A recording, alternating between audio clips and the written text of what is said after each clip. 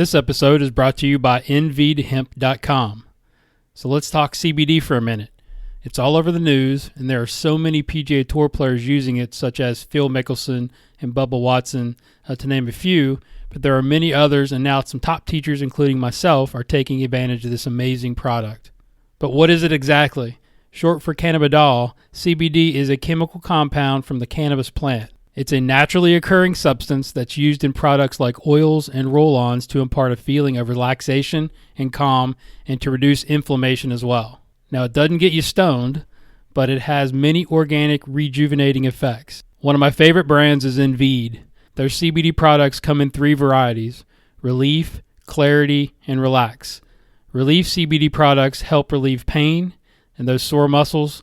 Clarity allows you to focus on those critical shots or whatever the task is at hand. And Relax CBD products are for those anxious golf moments or those moments in your life when you just need to take the edge off. I would not endorse any product that I didn't use personally, and I can tell you that I've been testing this stuff for over a month now, and it's a game changer.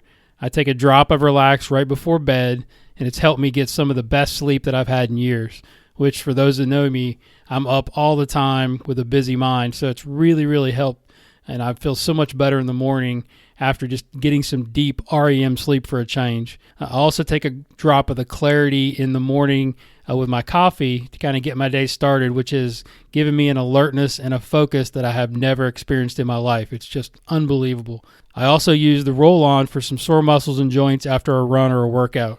Right now, I have an incredible offer for you. Go to nvdhemp.com and use the promo code GURU20, that's GURU and the number 20, for a 20% discount for life. You heard it right, 20% discount for life. Go check it out. I'm telling you, it's a game changer in golf and in your life. Now let's get to this week's episode. This episode is brought to you by Hack Motion. Hack Motion is a cutting-edge wrist sensor for teaching wrist motion for compressed tour-like shots. I spent some time with these guys down at the show, and I really enjoyed how easy it was to use, and the calibration time was super simple, and especially the biofeedback option that will definitely make for a more effective golf lesson for your students. You can use it with your iPhone, your iPad, and it gives your students the feel to go along with the reel as you teach the proper wrist motion for better club face control, which, as you know, is huge in the teaching game. Used by some of the top coaches in our industry, Hack Motion is a must for serious golf teachers, coaches, or players. Also, when ordering upon checkout, use the promo code GURU, GURU, to receive free shipping, which is a $30 value. For more information and to order, visit their website at hackmotion.com. HACKMOTION.com today. It's not what you know, it's what you can prove. You know how to cut to the core of me, Baxter. You're so wise.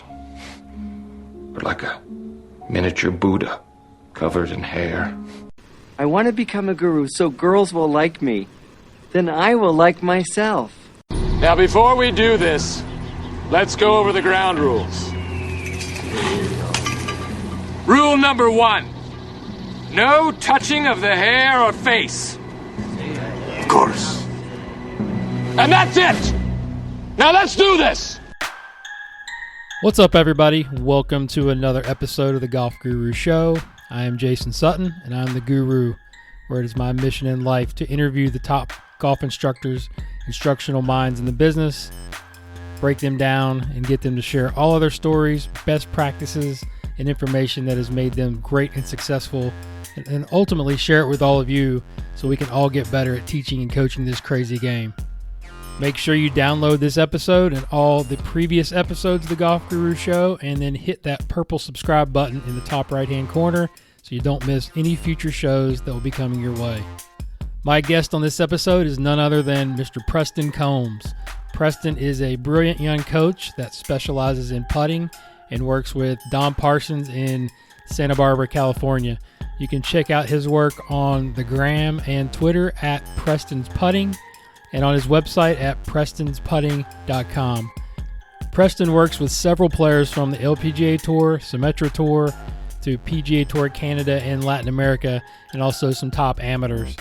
I've known Preston since he graduated from Methodist College from the PGM program and got into the business, and it has been very cool to see all of his hard work and dedication start to pay off, as he is becoming a great putting coach and will continue to do nothing but get better in the future. This conversation was a lot of fun for me as we dive into a ton of cool putting information, from myths and misconceptions to how he constructs a typical putting lesson filled with drills and plenty of application as well. We also field some great questions from our friends at Facebook, so thank you for submitting those. That was a lot of fun as well. So without further ado, I give you my good friend, Mr. Preston Combs. Enjoy. All right, Preston, welcome to the show. How you doing, buddy? Great, Jason. Thanks for having me. Absolutely. This is going to be a lot of fun. Like Garrett this week, we're calling this Young Guns Week. Got guys that are actually under 40 on the show. We've had a bunch of old dudes like myself, so this is going to be fun to catch up with you, which we did a little bit last week at the Top 100 Summit. That was great. That was a lot of fun. And so we've got, I made a mistake of, or not a mistake, maybe a mistake of opening up questions to social media. So that's going to be an interesting segment. My phone is absolutely blowing up right now, and so is yours, I'm sure. I turned mine off after seeing the first few questions. I said, "Oh boy, I don't want to necessarily see any more that are coming in." Absolutely. So before we dive into obviously putting and some teaching stuff and a lot of fun questions that we're going to answer, catch us up a little bit on the beginning of your career, because I think, you're one of those long list of great coaches that have come out of PGM schools, right? Because you went to Methodist.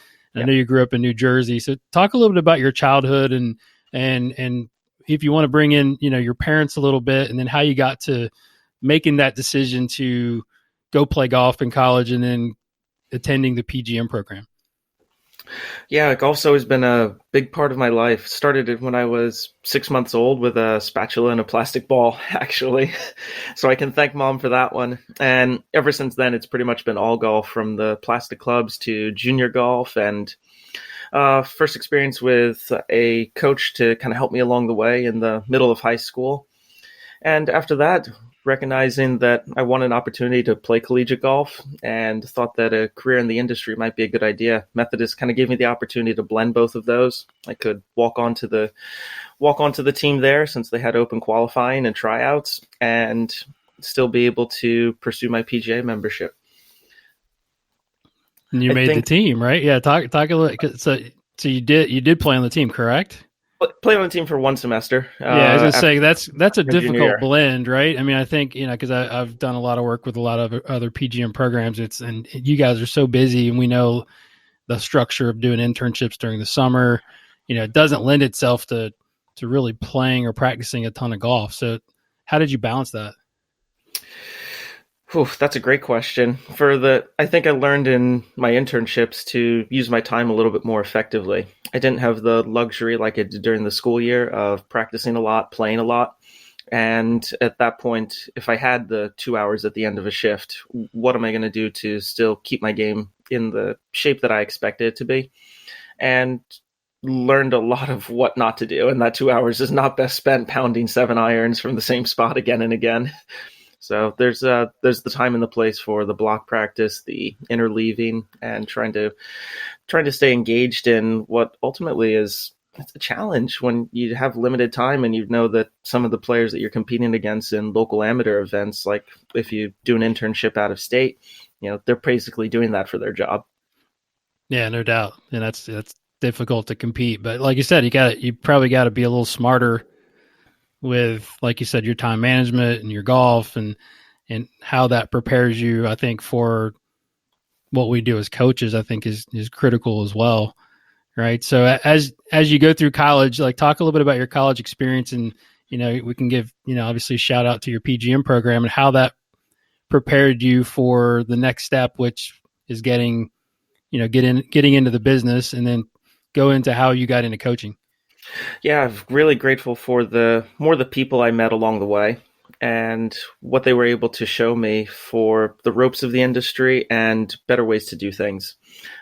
Graduated in the class with Mario Bevilacqua. He's out at TPC Summerlin now. Great friend of mine, awesome mentor, and really showed me some of the ropes for coaching. Kind of gave me the idea that maybe I should be looking a little more carefully at the information, not taking whatever was out there for face value. And I think that as a young coach, that was something that I really benefited from.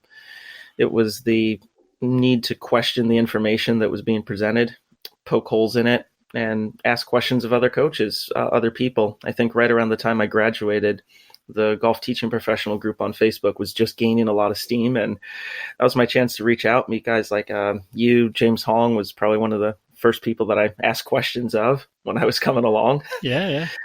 So I guess I can blame him a little bit for causing some trouble along the way too. But Mets fans, what do you expect? Exactly. Then I think upon graduation, it was clear to me that I wasn't ever going to be able to pursue a playing career. And that was the one thing that I was hoping for and wanted. And I think as far as the shift into coaching, it was that I felt like a player or a junior golfer should at least have an opportunity. They should be given access to the information, and should be good information. I don't know that I necessarily got that when I was in high school and the early part of my collegiate career. There was perhaps a little bit of a disconnect between what it actually took to play at that level versus where I was. And nobody gave me the cold, hard truth until about halfway through college that, hey, flying at 232 in the air is probably not going to get the job done. Yeah. So when you're told you should be capable of playing on the PGA Tour and you have such a large performance gap, it was clear to me that there was a need that had to be solved. And I didn't want anybody else that was in my position as a 14 or 15-year-old to not be given those answers sooner rather than later. So your first coaching job or assistant pro job was in New Jersey, right? Talk a little, or was it before? Yeah, go ahead and go through your career, the early part of your career before we get to what you're doing now.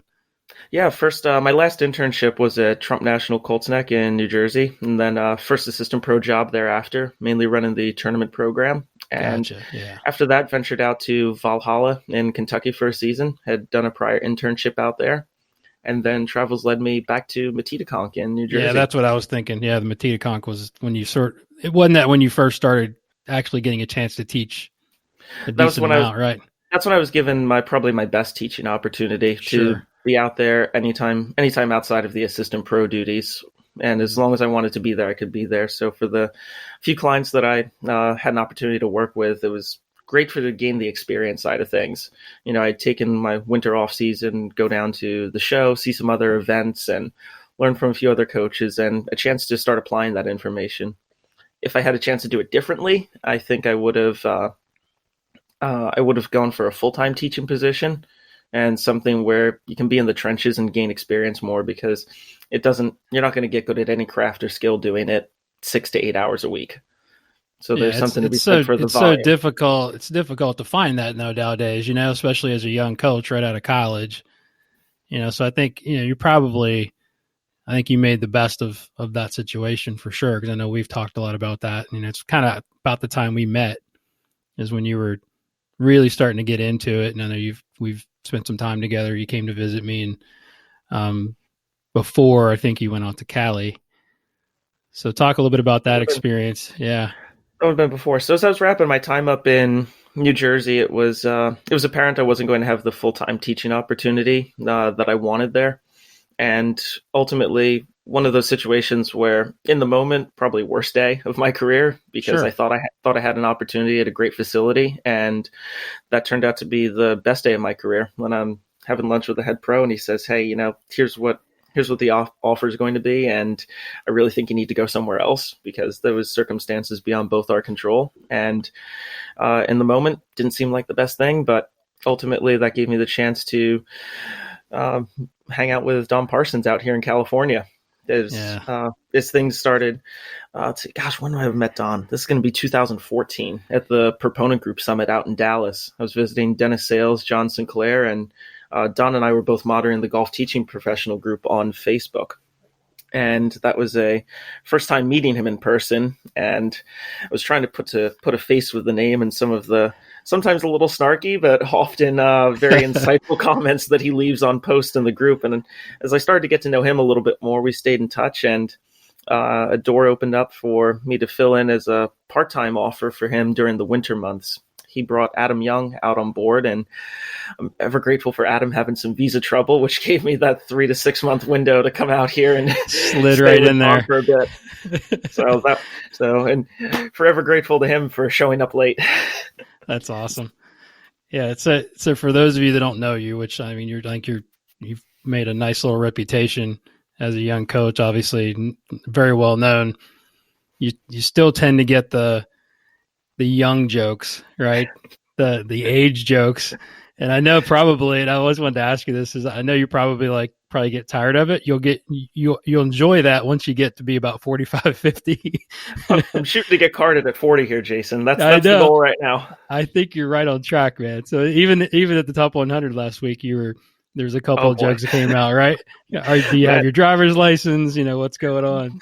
Mike Duffy was up there, and he was asking about, has anybody here driven a car? Because he was getting ready to explain acceleration. And as soon as he eyed me, I knew, okay, here it comes. And he goes, Preston, do you even have a license yet? I'm like, yep, yeah. I deserve that. Absolutely. I love it. Yeah. Like I said, you probably get tired of it a little bit, but then, as you get older, we're all trying to look younger. So it's like, you're going to enjoy that for a lot longer than most. When I was 25, I was tired of it, but now it's totally embraced. I love it. It's gonna be around for a little bit. Maybe need to grow out the facial hair a bit. Yeah, it's all right. You're doing good. So all right, so you get to California, and you can tell I'm kind of painting the picture to lead up to when you start, sort of finding your niche, right? Which if anybody follows you now, you got Preston's putting, and that's one of the questions is as you start to evolve and start to teach more the entire game, how did you decide on becoming specialized in just putting? As I looked at the industry, there were a lot of full swing coaches, a handful of short game coaches, and very few elite putting coaches. For me and the endeavors that I wanted to pursue, and another one of the reasons why I wanted to get out of the assistant pro side of things is I wanted to do something that not a lot of people were doing and find a way to have the biggest impact on other people that were coming to see me. If I could specialize in an area where there weren't many people already in place, I thought that would be my best opportunity. And putting's always something that I did growing up as a kid. I mean, get dropped off at the public course range with money for a bucket of balls, but you could putt and chip for free the rest of the day. Unfortunately, not as good as Chris Trevino with the whole hitting the ball thing. But I was going to say, shout out to Trevino on that one. That's great. And then after that, always good at putting and chipping, not necessarily knowing why. And then right after college, taking an aim point class with Mario and TJ Eaton down in Florida. This is going to be 2011. And then Mario came to work with me at Trump back in 2012. We hosted Mark that year and didn't know, but I kept banging on the door. A few years later, I was able to get in and get aim point certified. And for me, that was where to hit the putt. And after that, then I started thinking, okay, I need a way to help people hit it there more often, and purchase my own putt lab and started playing with the numbers, trying to figure out everything I knew about putting. And as I tried to figure out what I knew, I realized I didn't know very much. And that led to sitting on a plane headed to Flat Stick. TJ invited me to go spend the 3 days with him, David Orr, and a few other people out there. And David's been a great friend and mentor along the way. And ever since then, realized that this is the one area that I want to specialize in, where I felt like I could give back the most to somebody coming along. Yeah, that's great. Yeah, and I think you're the next regime, right? So you're going to be coming up the next Dior or the next Phil Kenyon. He's always said that you're going to be better at this than me someday. And I thought about that, and you can't quite see it when you first get on board, but I think there's a pathway to continue to study and find ways to contribute to a part of the industry that there's just so much stuff out there that, for lack of a better phrase, it's, some of it's okay and some of it's just flat out bad. And going back to maybe the chip on my shoulder for not being able to pursue the playing career is the, lack of information. And that shouldn't be the reason why somebody doesn't compete for a living. Yeah, no doubt. I mean, I think, there's so much to it, with putting that people don't realize. So kudos to you to, getting out there. I think you're doing a great job with your branding, your website and your videos and really, explaining to people kind of what you offer. I think you've done a fantastic job with that. Thank you. Trying to just shape that pathway for everybody to see where are the holes and what are some of the things I can do differently, and not try to keep searching for a silver bullet to make it better. Yeah, for sure. All right. So before we get into some putting stuff, and I wanted to share a couple of questions because Garrett was on the show this week, and you roasted him a little bit with some social media stuff, but he had a couple of questions. Of course, I know you're a baseball guy. Yep. So, and the one about specializing in putting was one of his questions, but obviously I was going to ask you that. But his first question is, do you own any non-golf shop shoes? Any non-teaching shoes? And I would say, I was like teaching shoes, and I would add to that. This is me. Do you add any belts that aren't white? Do you own any belts that aren't white? Belt. I have one black belt, and Garrett, I've got a pair of orange and blue Puma sneakers. So I wear those on any baseball game I go to, and if I'm watching the game at home, definitely wearing those. Because I know anytime I've been to dinner with you, you always usually have the white shoes and the white belt going. Oh yeah, absolutely. I've matured a little bit since then. The style, that's all right. It's you can be well recognized. Every year I lost to you at my own dinner for the best dress contest. I remember that. So. Yeah, that's right. I do every year, year in, year out. I'm always like guaranteed runner-up finish. We'll work on that. We'll work on your image a little bit. So I know you're a baseball fan. I mean, you're a Mets fan, correct? Oh yeah, absolutely. Yeah. So what I was going to ask you this, we talked about this last week, is the video that you posted about you getting excited. That was the World Series, correct? No, gosh. No, wasn't the World. Yeah, I didn't make any sense because I'm like, they didn't win the World Series. No, so the Mets were making their playoff run, and gotcha. This is the middle of the win streak. They had won 7 straight games, lost a game, and they've won 7 more in a row at this point. And a friend of mine, Marion, out in Tennessee, says, I don't really understand what you mean when you say you get excited about watching a baseball game. So I said, okay, well, I'll record it. So I've got this thing running in the 8th inning. So start filming the end of the game. The Mets are tied at this point. Then they take the lead, and then at this point I've forgotten that the camera's even sitting there filming all of this. And Seth Lugo comes in, he strikes out the last batter to end the game for the 8th straight win, and it's pinned on my Twitter page. Yeah, so if you want to go check it out, it was a great video. It was very authentic. I mean, the reaction after, and I thought nothing of it. I sent that to her. I sent it to my buddy, and he says, you need to trim this down to this little 20-second clip right here. And my high school friend Steven tweeted that, and he's got, gosh, how many thousands of Mets fans following him, and he tweeted that. The thing had 8,000 views in pretty much overnight. That's awesome. It was really cool video. Yeah, because I don't keep up with baseball, and I love baseball. I just don't keep up with it. I just don't have the time, I think, to put into it, but I love it. And I've thought about it. I'm like, I know you're not a Nationals fan.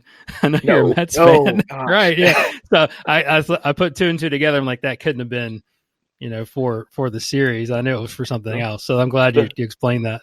No, the mid-season excitement, for what we do all the time, we've got to have that escape to get away from the day-to-day, and I can kind of immerse myself in that community for a little bit and not be Preston the golfer all the time.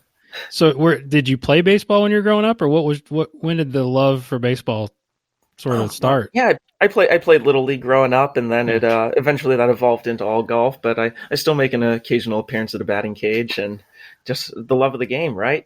Yeah. It's what did they say in Moneyball? I mean, baseball, how can you not be romantic about that? I love it. Yeah, one of my favorite movies. Very cool. All right, so last question from Garrett is Bobby Bonilla off the Mets payroll yet? Oh, gosh, I try not to look. I think it's not. It's like 2023, right? I think he's got 23, 25. Yeah. He's still on there. He's still on there. Oh man, Greatest contract ever negotiated.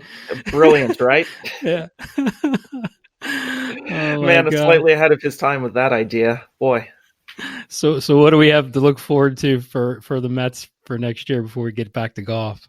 Oh my gosh! I mean, Jacob deGrom, back-to-back Cy Youngs, Pete Alonso for the Rookie of the Year. Jeff McNeil looks like he's going to find himself a home here in New York, and ultimately surprising everybody. Really fortunate. A friend of mine up in Monarch Dunes, Roy Dahl, grew up playing baseball with Jeff back in high school, and late last year he reached out to me and said, "Hey, it's like, do you know Jeff McNeil?" And I'm thinking to myself, it's like, yeah, of course I know who he is, and playing it real quiet that I'm a diehard Met fan. He kind of knew I was. He didn't know how much of a fan, and then invited Jeff out to come do a Titleist fitting, take a look at some putting stuff. Started playing a little bit of golf together. Met up down at spring training, and that was just awesome experience. And talk about a great golfer. Boy, he's beating me in the birdie count right now. So I've got a little work to do on that front, but he's a legitimate scratch golfer. Great to see him play. But boy, the sheer athleticism that he has. He's hitting shots left-handed during our fitting. Then the middle of the fit just started, grabbed some righty clubs, started hitting right-handed. And honestly, oh my gosh, I couldn't tell the difference. That's crazy. So when, the Mets fans, in our little chat were kind of asking me about, what do you expect from Jeff this year? And I said, it's like, listen, the guy's talented. If they ask him to play left field, he'll find a way to get it done. And my only proof was that he could hit a golf ball left-handed and right-handed. And that was the extent of it. But he just exudes that, there's just something about him that says, like, he can do this. And and here we are with that all-star game appearance and looking at that going, okay, fantastic. So awesome to be able to hang out with him. Great guy. And just want to remind him, if he ever listens to this, about that chip-in I had on 18 to take a little money from him. Thanks for the Venmo, Jeff. Appreciate that. That's sweet. Awesome. So let's get into some putting stuff. You ready? Oh yeah, let's do it. Yeah. So how would you? This is a question that I like to ask to just coaches in general, but it's fascinating to me for putting coaches, and me and you've had lots of discussions, so I kind of know a little bit. But for the listeners, is how would you describe your teaching style for putting, and then sort of what is your philosophy? And I know that's a broad question, and then the follow up would be sort of take us through the process and what kind of how you structure a putting lesson. I think that's always an interesting topic. Got it. The philosophy is. Oh, let's start with the teaching style. That's probably easiest to tackle first. The style is very, very fluid. People always ask, hey, when I sign up for this putting experience with you, what are we going to do? And the honest answer is, I don't know. I know stuff that we want to do as far as building the skills, trying to figure out what area is missing for players, but the order which we tackle stuff really depends on a lot of the information that I get during the first hour or so of that session, whether it be looking at SAM data, green reading tests, speed tests, just hitting putts around the studio and recording what's going on, notably the dialogue and where the player's coming from. Their history is so important, and trying to get in touch with the player, if it's an amateur golfer, their background for work, because a lot of tips there as far as how you want to communicate with somebody. The engineer background, we get to have a great discussion about some of the numbers, though that person's typically really into the graphs and understanding the detail side of things versus somebody that's history professor, that he was more concerned with just the overall big picture, a lot of the theory he wanted to discuss, and other players just want to get to the meat and potatoes of it. Say, hey, just tell me what I need to do differently, and I don't want to hear much more than the short checklist.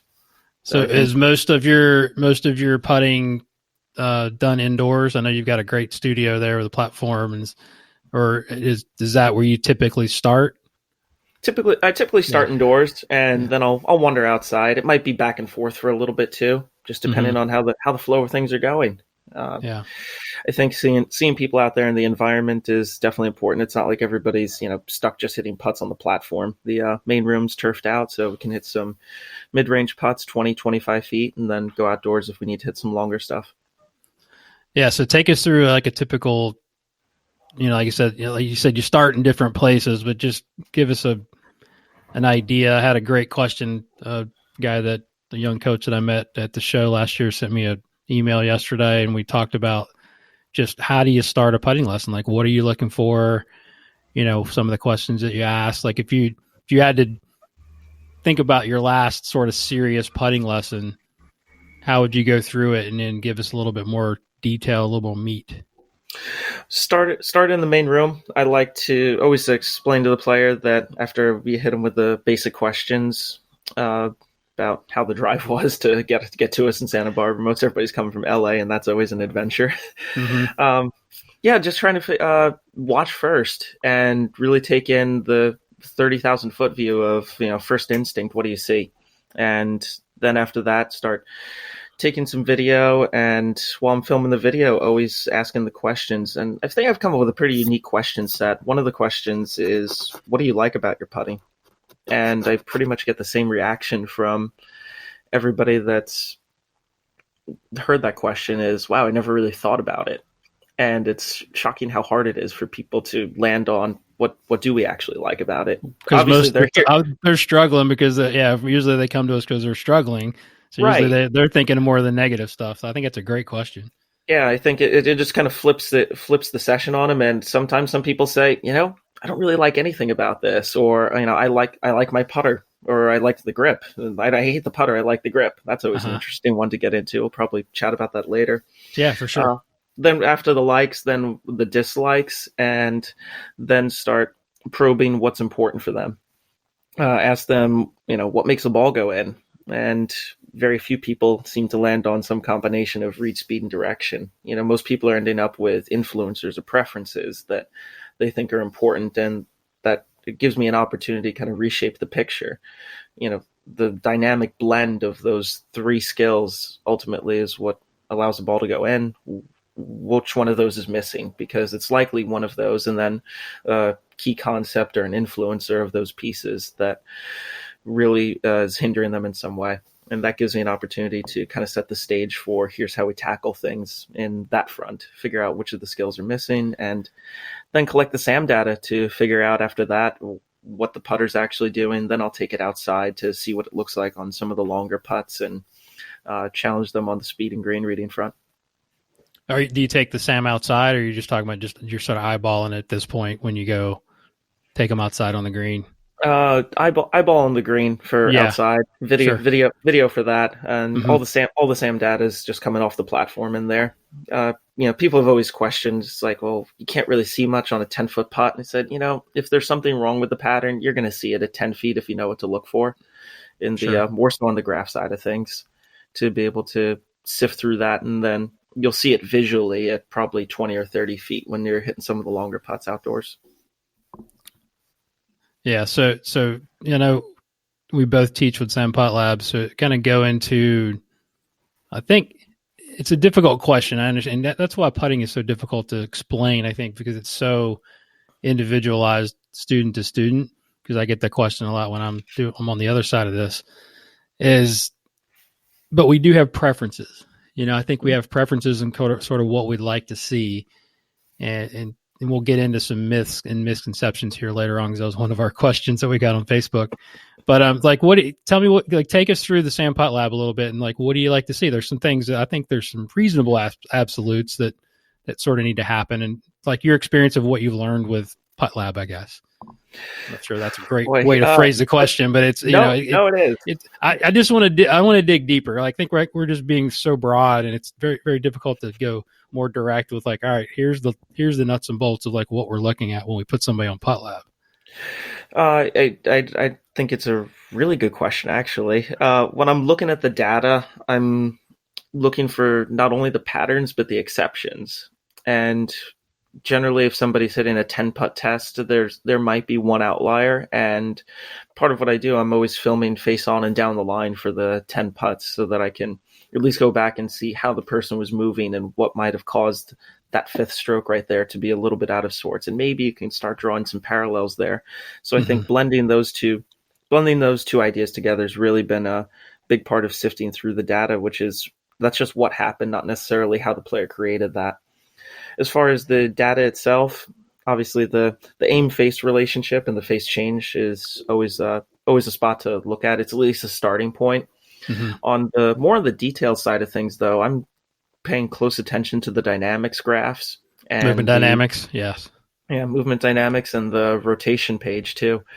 Figuring out if, how fast everything's moving, and then using the 3D software to convey that picture a little bit more effectively for the student. I think the 3D software has been one of the best things that they could have done, being able to extrapolate that data and turn it into a picture, so that, I'm using that the vast majority of the time with the players to help them understand what's happening.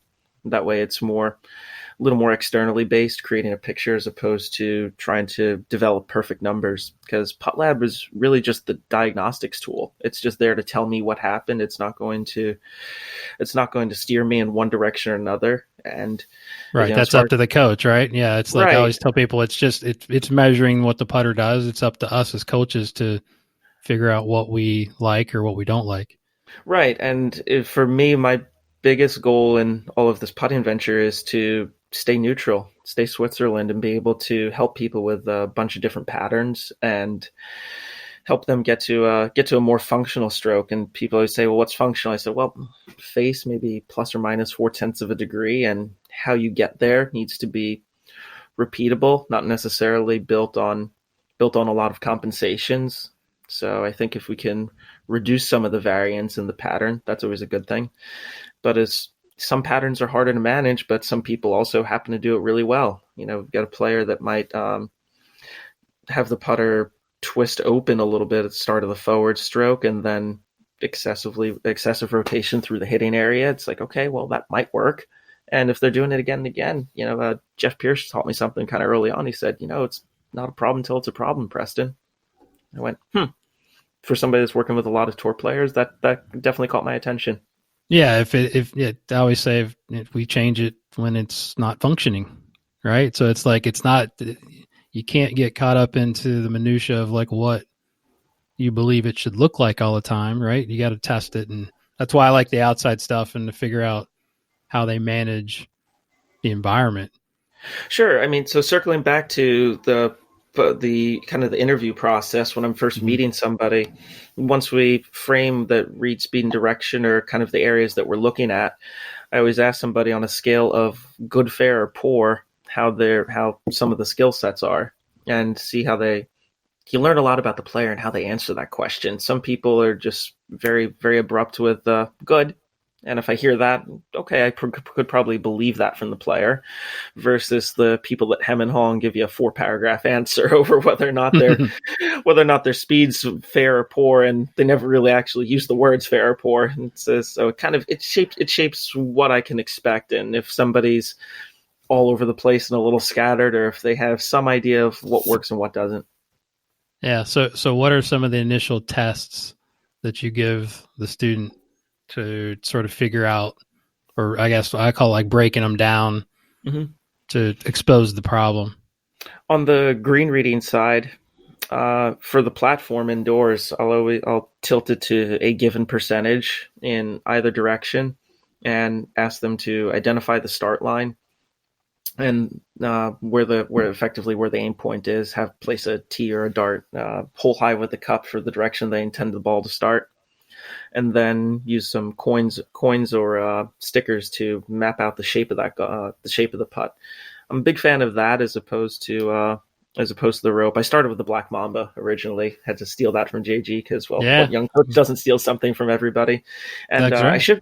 I shifted away from that to the stickers or the coins, because it really helps me see how diligent a player is with the shape. Do we have some kind of arc? Do we have some that are a little high, a little low, and a general picture? And that requires, I think, a lot more discipline. And you find out pretty early on if somebody's got a good idea of what's getting ready to happen next. I think one of my best instances was player came in, lays down the arc first, then puts the aim point out there, and the aim point is probably about 4 inches below the arc. And it's just one of those, and you see apex putter. Yeah, absolutely. So, Yeah. you see stuff like that, and it just goes okay. And then I use the lasers, kind of map out the picture, and I go, "How do you feel about your picture now?" And it's usually met with a blank stare of, "I don't know what I'm looking at anymore." So let's clear there's something wrong there. I ask players to do that. They'll do it on the platform. We'll do it in the main room. They're different green speeds, so I like to see how much the picture changes, even though it might be the same amount of tilt and same distance. And then going outdoors for the green reading, find me straight uphill and straight downhill from 8 feet. I love getting people's interpretation of how far away 8 feet is too. Something That's fun. It's 6 feet, it's 12 feet, it's all over the place. And then I always ask for it on a cup that's on a crown of sorts, where 6 and 12 o'clock aren't necessarily straight up and straight down aren't at 6 and 12. And then it's a little lopsided, and then I'll ask a leading question. How do you feel about that? And sometimes I met with mass panic of, well, that can't be right, or no, I feel pretty good about this. Yeah, it's so much in that picture stuff is so important, I think, to figure out or sort of back into, what the stroke needs to look like as well. I mean, don't you find that as far as like I hate to use the word matchups, but there's the buzzword of the year. But I think there is a lot of things that sort of allow you to keep something that might look a little bit off in a stroke, or take something away based on how they organize those tests. Like you said, drawing out the picture. Well, I think when you draw out the picture, you can maybe find why there's an issue with the stroke pattern. Right. And once I have an understanding of what they're looking for, then we can start working backwards to, okay, the setup side of things, the alignments, separating aim, alignment, and direction, and figuring out, somebody says, "Oh, I aim left," and it's like, well, no, aim's more the putter, alignment's more where the body shifted. And that's a new concept for a lot of people, especially the amateur golfer, who probably hasn't given much thought or credence to the direction how they position the body, the head tilts, neck tilts, and David Orr's pencil drill is voodoo magic for a lot of people. Say, yeah, stand here, shift over here. Hey, how's that rod look all of a sudden? And once the picture changes, they go, "What'd you just do to me?" So explain that to the listeners that don't understand that drill. Yeah, so that's let's see, setting up probably about 10 feet away and taking either a pencil, small ruler, something like that, and just having the player confirm with a laser that, yes, this ruler is right on the laser line, halfway between the ball and the cup. And from down the line, they can agree, yeah, everything's set up straight. And once they stand over the putt, then I ask them where the rod looks like it's pointed. And when I get anything other than center of the cup for the answer, they go, well, that's weird, because I know it's straight, but it doesn't look straight. And then we start sifting around with how the neck's positioned, forward bend, side bend, and some tilts and turns, and seeing what we can do to help tidy up the picture on the short putts and the mid-rangers starting at about 10 feet, because it's got to look good when you're standing over the straight one. It's absolutely nothing worse than a player that uses a line on the ball, nothing looks straight, and they say, well, I just got to trust the line, hit it anyway. I forgot to add that to my myths and misconceptions of like you got to use the line. Oh my god, that just drives me up a wall. Yeah, I got people that they use the line. They can't line the line up first, and then they can't line their putter up with the line. It's like, what's the point? No, we need a golf ball with more lines on it, right? I guess. I mean, I got one guy that has three lines on it. That Callaway ball, he still can't line it up. Yeah, exactly. It's like more lines must be better for everybody, right? Let's create more conflict. Sure, that seems like a good idea. It keeps us in business, doesn't it? I guess. Oh my god, it drives me crazy. Oh yeah. So talk a little bit about that, because I think it's interesting, like your preferences. I guess I use the word preferences because there's no absolutes, but for setup and like when you're trying to get somebody to target better. Mm-hmm. All right. And I've got some ideas on like the eye position and whatnot. Like, what do you like to see? What do I like to see? I like the player to tell me when we're set up over this pencil drill that everything looks like it's pointed at the center of the cup. And how we do it, I've had some weird ones where, I had a player about maybe 12 and a half inches away with a whole lot of whole lot of right neck tilt, getting that right ear close to the right shoulder, and it looked awful on camera. But he said, "No, everything looks really good from here." And could he aim it though? Could he? Could he aim the putter face? Did it?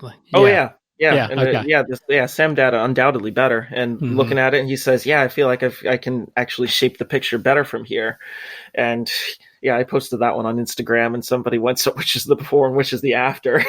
Because the before looked pretty conventional, and the after was anything but. And that was an interesting discussion. But again, it's one of those, I'm letting the player kind of guide me through that process a little bit, and my preference. Got to look good for the player. Probably a hard and fast rule for me is being able to shape the picture, understanding the curve, the entry point, and making sure that the read is sound so that we don't have any given biases. And then my preference on speed management, being able to get the ball to stop near the cup, got to steal that one from John Dunnigan in his putting book, right? It's like, hey, if I can stop it near the hole from 30 feet, I'm probably doing all right.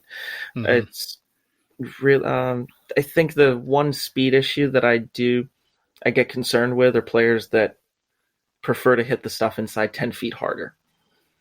Yeah. I think that kind of that the fact that you have to, where's that change happen? Where's it go from, I want to have good stopping speed inside of a foot or 18 inches to, I want to be a little more aggressive and a little firmer from inside of 10 feet. Where's the overlap? Where's the crossover for that? So I try to talk people off the ledge for that one. That one's definitely a speed preference for sure. Yeah, that just that one would not sink in very well with me as well. Like, you can't shift, and all we're talking about is intention, right? When you're talking about stopping the ball, right? You're like, where's your distance choice? And I think that can move around based on the type of putt, right? Is it a sort of if you're 60 degrees down, 30 degrees downhill, then it's more defensive, then that might change. If it's uphill, then that might be the only time you may give them a little bit of leeway.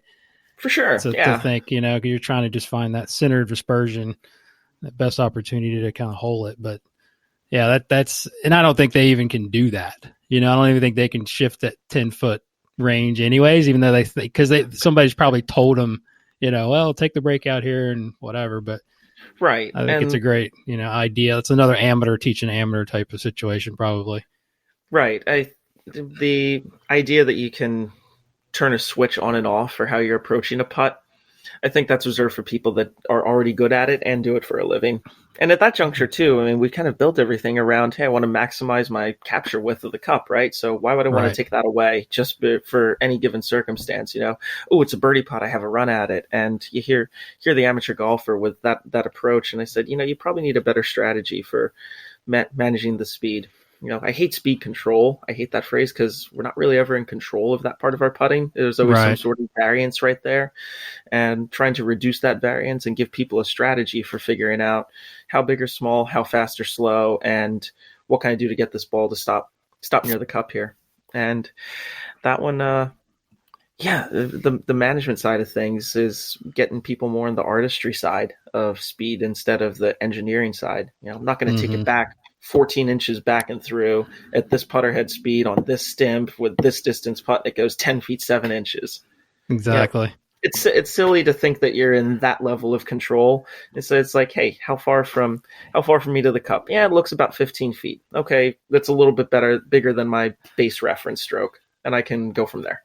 Yeah, and even if they did have that, if that formula existed, then they couldn't even make it go that far back and through anyways. You know what I mean? Right. And you shouldn't even, what do you want to look at the putter? What do you, he's like, it's, those are the, we're already digging into like skin crawling pet peeves with the Facebook, Facebook question early on here. I guess, a better question was probably, again, that question is so loaded that I ask you, it's like, better question to be like, what do you don't want to see? For me, it'll be like, I don't want to see the eyes outside the ball. If I can, I haven't seen anybody that can target real good there. Plus, you're obviously going to be so close to it. Everything else, the posture and setup is affected. I don't like to see the eyes across the ball, across the line. If I can't, but like you said, if you, Jordan Spieth tilts his head a little bit, maybe if he can target, you're probably not going to change it. Right. I just visually, I see people that try to put their eyes over the ball and they put it too far outside, and very Sure. rarely does the pencil drill come back with any sort of good results from There that you spot go. right there. So, you take the effort to try to get the eyes over it, and unless you're looking at it on a camera and mapping it out, chances are we're not in the right spot to begin with. Let's see. What else don't I like? I don't like big face and path differentials. Sure. There's probably your few exceptions to the rule. Like one guy did some work with Nick Delio, got through to U.S. Open sectionals and only missed by I think 4 or 5 shots, and very unusual SAM data, but he can putt it. He can hit his start lines. I caddied for him at local qualifying, and I think we finished in second, missed a 4-footer too. I'll take responsibility for that one. Although he said it's like, no, I got excited. I just hit it a little too hard. Well, but, it probably goes back to that, that all the SAM listeners would understand the repeatability, right? I hate to use the word consistency, but I've seen plenty of low scores from really good putters, but the repeatability is really high. Yeah, repeating functional versus repeating non-functional. Exactly. I think if somebody subscribes to my website, one of the follow-up emails is the story about a guy that hits it, comfortably hits it 300 in the air. And for some period of time, his entire life, he was just told, you can't putt. He went to a college team that the coach was to just reiterated what a bad putter he is. And I'm thinking to myself, well, that's helpful. Right. Yeah. And you can't do that to somebody. I mean, it took me probably a good 18 months to break this guy down and change his mindset. And finally I got a text after he won a local city championship that says, Preston, I never thought putting would be a strength of my game. And for me as a coach, that kind of gave me perspective. And gosh, it's probably still 2-3 years ago, but perspective that the journey's long for some people. This thought that you're going to come into the studio and leave an excellent putter after just 3 hours it's going to be different. You're going to be at least put on the right pathway, but there's a lot more to this. And I think once you start taking the deep dive, for the coaches that do putting, we know how far the rabbit hole goes, and helping a player go through that process, because they can be more proficient, and you're not just going to work on it for 3 or 6 hours and become excellent. Might be better, might be good enough to get the job done to the level that, you want to spend time based on the value of, strokes and driving versus putting, but helping them see where they are in the picture. I think that's one of the biggest changes to my coaching. Wasn't just making people putt better, give them a better stroke or better skills, but helping them understand where they are in this process.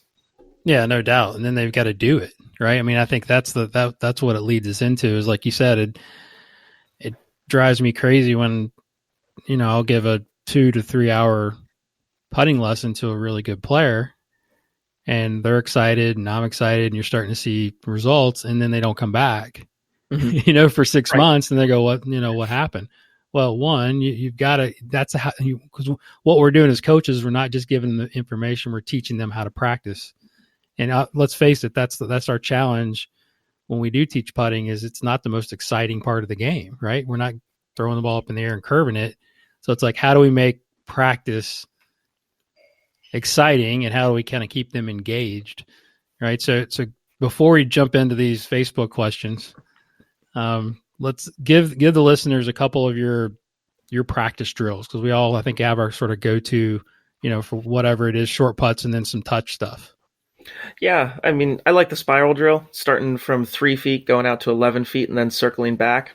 But for me, it's been creating different levels of that exercise. So somebody just starting out, hey, let's see how many we made. Could be your amateur golfer, 15 handicap, but at least they're changing every single putt for an opportunity to see how many did I make. Then beyond that, better players are starting to add strokes gained to that mix. Then we're starting to go maybe every other putt along the spiral, and then breaking that spiral apart. And then it's like, hey, I need a 3-footer on this cup, a 4-footer on a different cup, and always making an effort to find different slopes. And lastly, I've done some filming with Ian Highfield and the guys at Game Like Training. And yes, you're referring there is spacing, right? Yeah, spacing. Shout out to GLT. There you go. Yeah. Wish I could make it out to see him present in I think, what's he coming up? Coach Camp, and then after Arizona after that. So sneak out to one of those and say hi. But yeah, I mean, putting some spacing in there just to see how do I take it on the golf course. So imagine doing the spiral drill. After the first hole, you've got to make a 3-footer, then the second hole a 4-footer, then the third hole the 5-footer. Going all the way out to the 9th hole, you've got that 11-footer, and then starting on hole 10, 11 feet, 10 feet, all the way back for 18 holes. Now seeing that you've got a playing partner picking the putt, so you might get some gnarly breaks in there instead of everything being a layup. You don't get to learn from the previous putt, and all that time in between just tells you how well do you really own the skill. Part of my philosophy of creating an environment, developing awareness, and then ownership is always a big part of this. You talked about the predictability and the consistency side of what we do, and it's got to be taking that process and really getting people engaged in it and holding them accountable. Ultimately, I'd like to have a little community of sorts where everybody that's signed up for the process, hey, here's what we're doing this month. See how low you can take it on the strokes gained with spiral drill or any like my gridiron for speed management. Everybody's always working on speed stuff to a cup, and I'm thinking let's put a ghost hole down there and see what we can do to stop nearby, because there's got to be some accountability for the ones that crash into the back of the cup. Yeah, I love that for sure. Understanding that just because a putt went in doesn't mean it was a good putt. Right. Yeah, that's why I love the old hole drills or the ghost hole drills, because you do actually get to see where the ball stops, and can you call it and then actually execute. Oh yeah, I mean, doing stuff like that outdoors on Sam, having the play, turn off the big screen that's at the end of my platform and having the player tell me where's that face, and seeing how in tune they are with that. And it's like, hey, give me one that's half closed, half open, and then close-ish to square.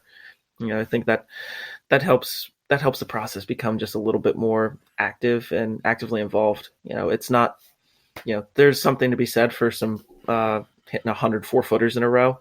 But I think there needs to be, can't just be shuffling the ball into the cup. It's too outcome based. It doesn't have to be the full pre-shot routine of going around and reading the putt again and again and again. But, if you use a line on the ball, you should probably practice like that, right? Exactly. Yep. I love it. All right. One more question I forgot from Robbie. We had to get Nice. the Riddler in there. There you go. This is something me and Robbie talk about a lot. Is we wanted to get your take on it. Is what do you feel like powers the stroke? And then the follow-up is, how do you decide on what works for your players or for each individual player? What powers the stroke? Open-ended, a lot of parts there. David's helped me organize that with the speed generators, and whether it be torso-driven, arm-based, trail side, lead side. I think you see some comparisons with the like left-hand low players sometimes prefer to use the left side. A lot of different possible scenarios there. Preference for me, I hate when somebody says the left pushes it back and then the right pushes it through. I think that cross patterning is a little tough to manage. Okay. I do like separating. One side drives my speed, and then the other side might manage my direction. So you're talking about more like the lead arm, trail arm type of stuff? Sure, yeah. Specifically, or hand or forearm, or right. If somebody might be more on the coordinated pattern with the torso, and saying it's like, I just have a lot of turn on both ends there. So I think there are options. I remember joining Flat Stick early on, and I think Peter Brown, Zippy, posted a video, and it was a down the line video, and there was somebody commented about, it's like, oh yeah, it looks like trail side, and he goes, yeah, and I'm looking at that going, it's like, how do you see that?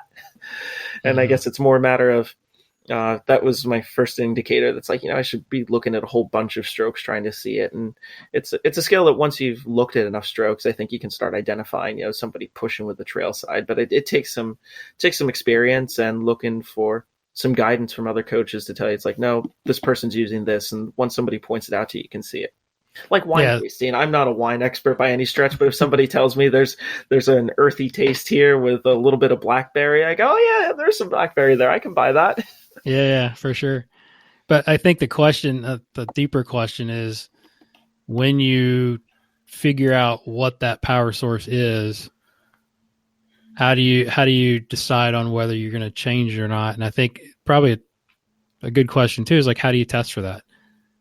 Like, how do you like, obviously you can see it, but then how do you break it down and say, well, I guess my point is, like, say you got somebody, what's one of the biggest advice that most people have gotten over the years pre all this information is like, I got to putt with my shoulders. I'm going to rock my shoulders, which is another sort of bad one for me because I don't teach that at all, but that's what your students are going to show up with. I'm just trying to rock my shoulders. Right. So how do you decide on what they really need to do? Depending on the person, I might say something somewhat witty and go, so your shoulder's a joint. Does it really power anything? And then they start thinking about that for a second. I'm like, come on, it's a ball and socket joint. Can't add anything to that. So maybe the muscles around it, and then start kind of getting them to see my side of the picture here a little bit.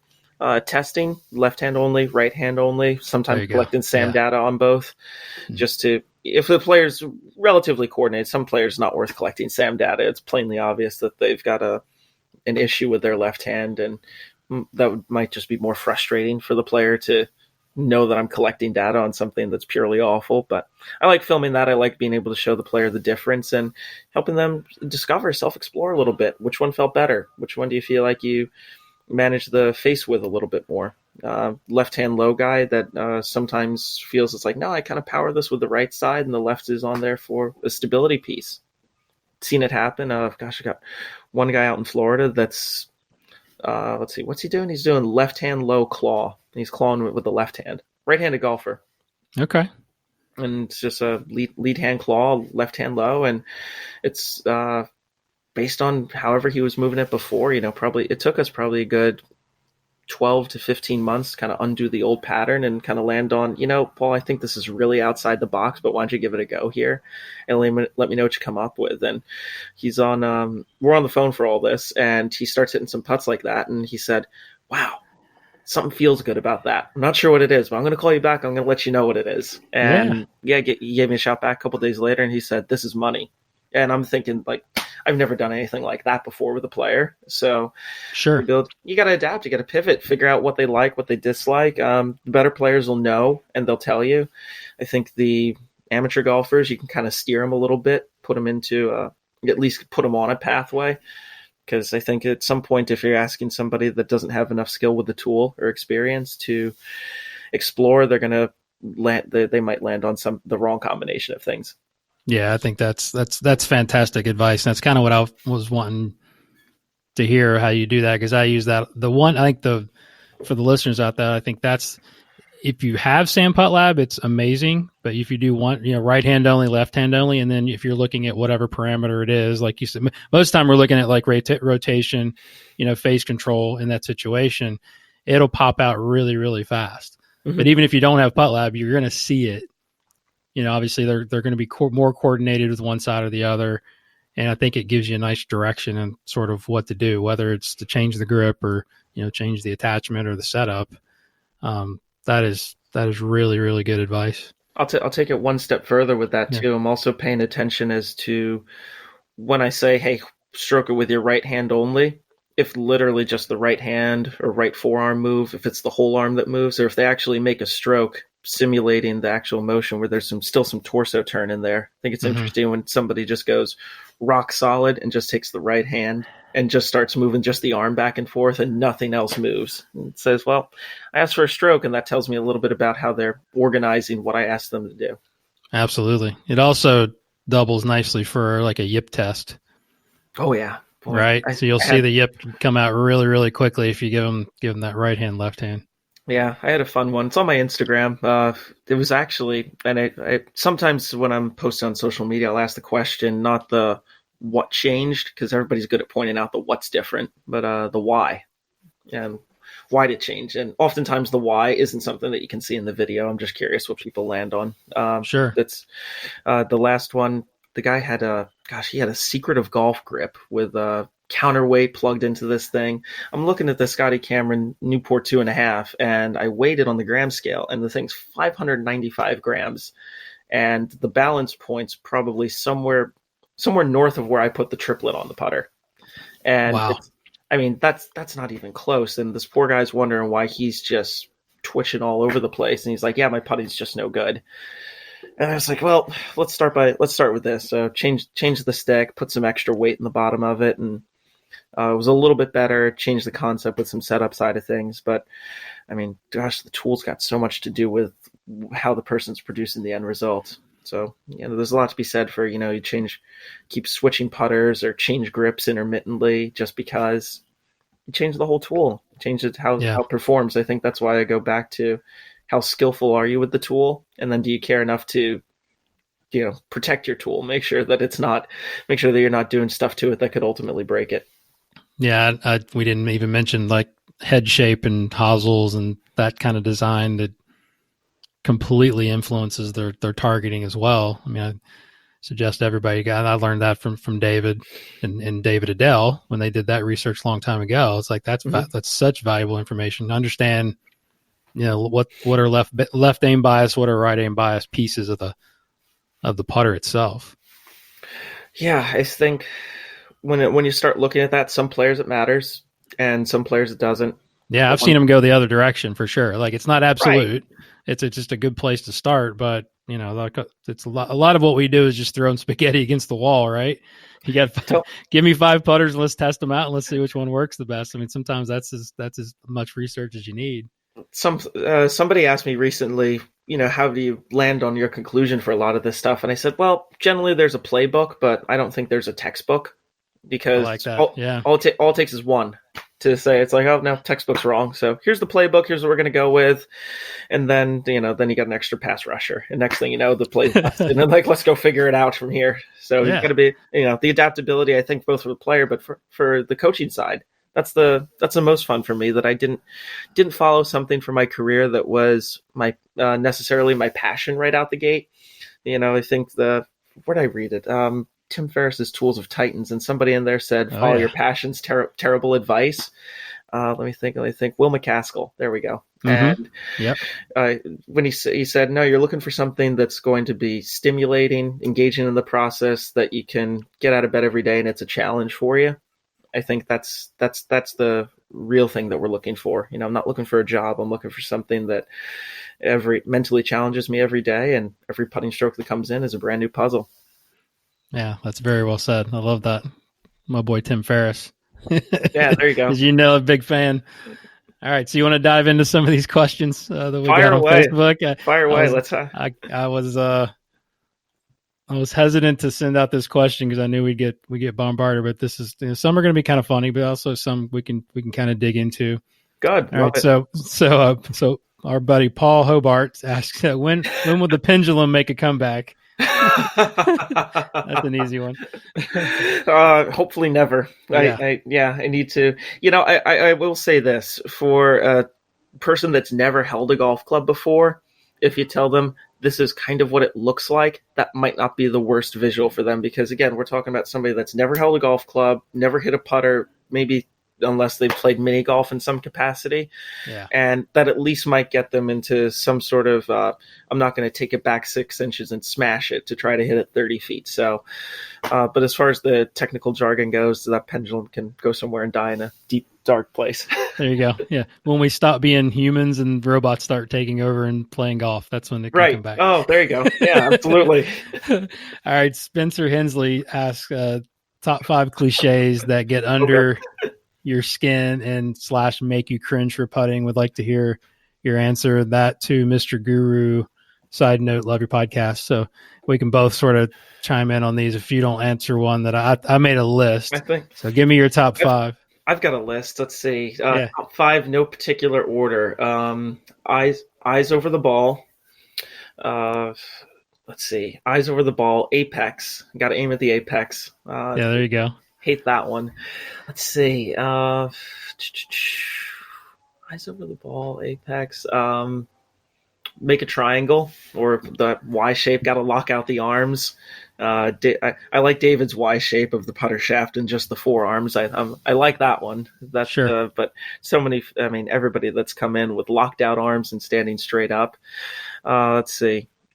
Saying that the forearms and the forearms and the shaft need to be in line. I think it's more parallel to each other. I think I wrote a blog post on that because a lot of that depends on the grip type too, how the person's holding it.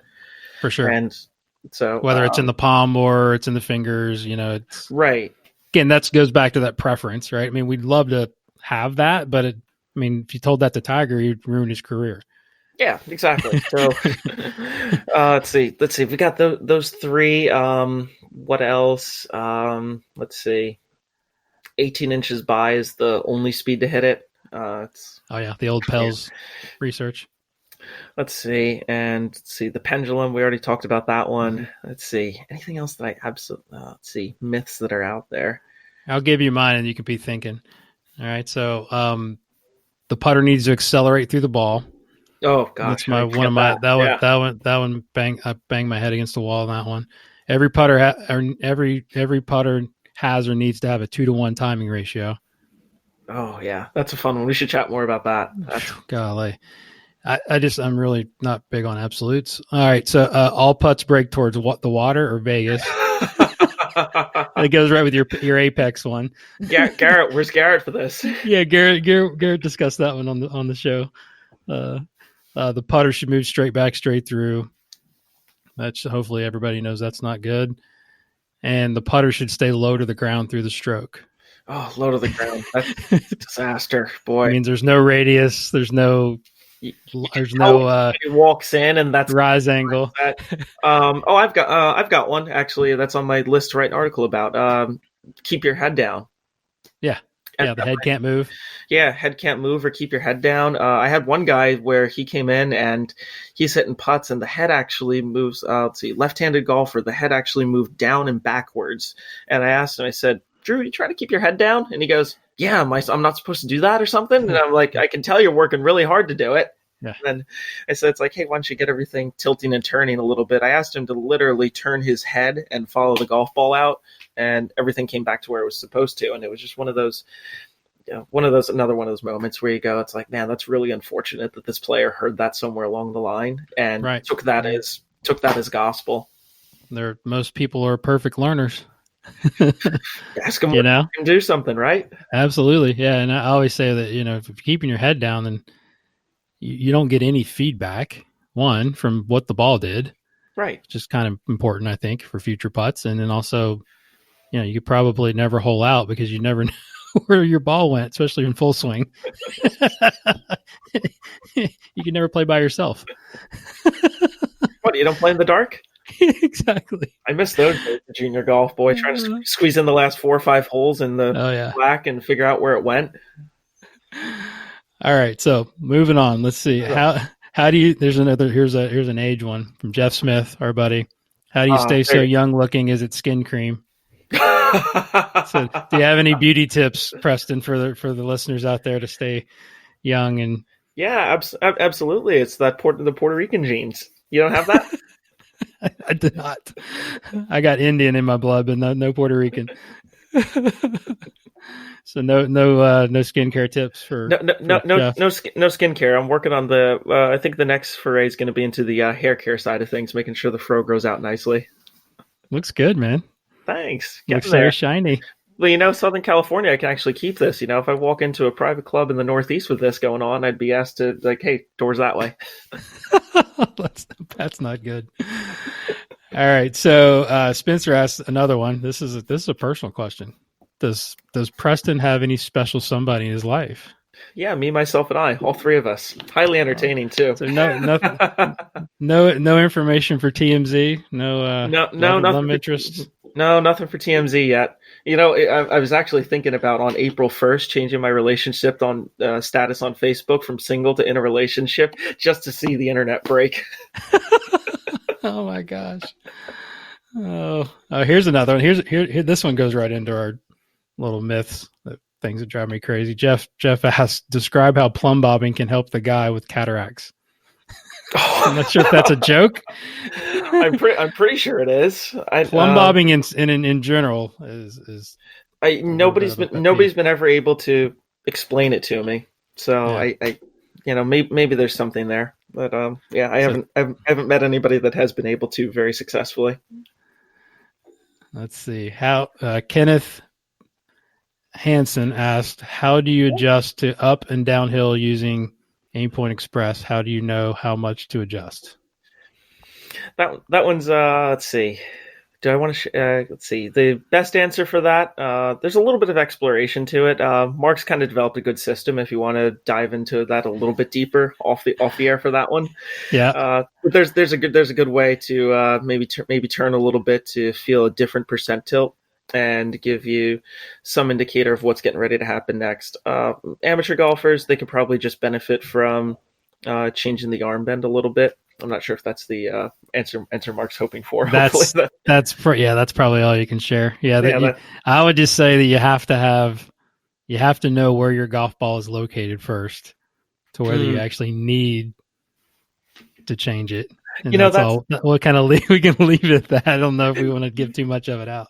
Yeah, that's actually you bring up a good point with where your golf ball's located. Mm-hmm. I had a student. It was shocking. I was actually given a short game lesson because I might actually do other stuff besides putting, but don't tell anybody. I won't. And let's see. And we were having a short game lesson, and it was just I told the guy, I says, when you walk into a mall and you've never been in the mall before, and you got that lit directory, and it's got the "You Are Here" star sitting right somewhere in this map, and I said, this is the idea of the mall map, and you are here. You got to find where you are, where you want to go, and then figure out the best way to get there. What might be the path of least resistance to get to the store you're trying to go to. I said, start thinking about your short game the same way. Same thing applies for putting. Where am I in relation to straight uphill, straight downhill? What kind of tilt am I looking at? Angle to the slope, and taking in all the information. I think sometimes if you're using aim point, you don't want to get too wrapped up in, I'm just focused on this little spot here. For the better players, there's a lot of information to take in as to what's happening around the putt. Maybe the area the ball's traveling over doesn't exactly match the spot you took your read. So I think the mall map figuring out I am here has a lot of value. I like that. Yeah. And that was one of the questions that I had on my list here that I get a lot is, if I don't want to use aim point, because again, I don't push aim point on people. They tend to ask questions when they say, ask me to read a putt, and they're like, well, what are you doing? Mm-hmm. But let's, you have the people that say, hey, I just don't want to do it for whatever reason. How do you teach them to read greens? Just feeling the slope, get a general direction. Right. Use your feet somewhat, right? I mean, I think even the people that don't do it, the good ones, they probably use their feet more than they even realize. Sure. I think there's some feedback. For me, aim point, tool in the toolbox, right? It's like, hey, here's a way to do it. Right. And some people see the results and they fully embrace the process. Other people say it's like, okay, that's good information to have. If I'm confused, I'll use it. Other people have been able to figure out how to adapt. They're good green remembers. They've hit a bunch of putts on a bunch of different green speeds, and they're just able to figure it out. But, we'll call that the innate talent developed from a lot of experience, but you can't that can't be the only solution for everybody. Yeah, I agree. That's a great way to put it there. Green rememberers. Yeah. That's really good. I'm going to steal that. Yeah. Because people ask me that all the time. Like, I think good players they just pay attention more than poor players. Yeah. I think there's a certain subconscious. Exactly. Subconscious element that it's like I've seen a putt like this before somewhere in my career on a similar green speed. I've got an idea about what's getting ready to happen next. But in a day and age of where you can't dig it out the dirt as easily, there are people out there with better information, good answers faster. And I think that's why we're seeing so many players get better and better at a younger and younger age, is because they're not shifting around, trying stuff for 20 years before they finally figure it out. It's like, no, here's a better way to do stuff, and thus in turn we're seeing the results. That's a really great point. All right, so here's a really good one from Noah Miller. What do different grip types, and he has hashtag or in parentheses brands like Superstroke or an old-fashioned ping grip, due to the characteristics of the putter? How often do people ruin the feel of their favorite putter by changing the putter grip? Well, when you change the putter grip, change the weight, change the balance point. And if you're changing the weight, that's probably going to influence your resultant dynamics, how fast or slow you're moving the tool.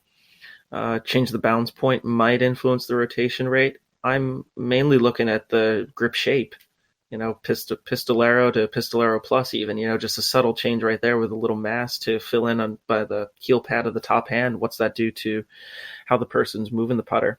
So I think this idea that you can just change it with any old grip similar to, might break something. I think your better players kind of understand that to a degree.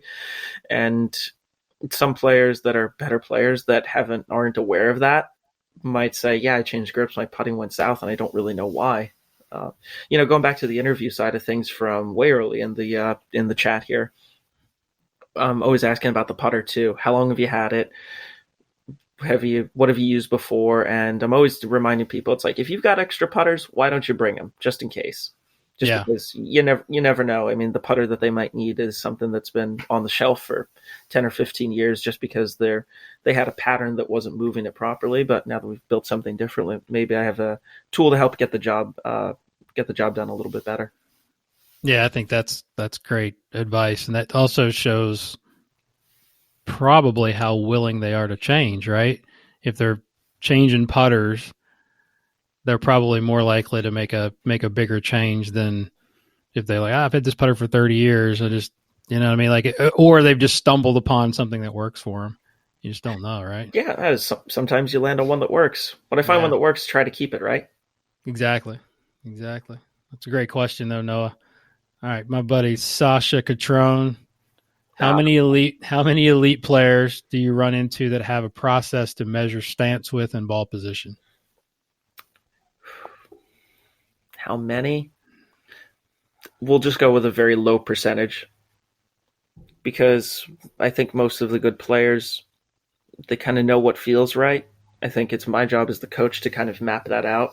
And so, I'll take the measurement in inches from the ball and distance from the lead toe, and then using the mirror to identify, hey, where's left eye, where's right eye on the mirror. So on my mirror, I've got like little stickers for like position 1, 2, 3, 4, just numbers running across the bottom, so I can identify. It's like, okay, where's the left eye, where's the right eye, and that way, if they're, I think a tool like a mirror, I mean, it's super valuable just to be able to make sure that the starting point's the same, and that we're crystal clear on how we stand here has a lot to do with what's getting ready to happen next.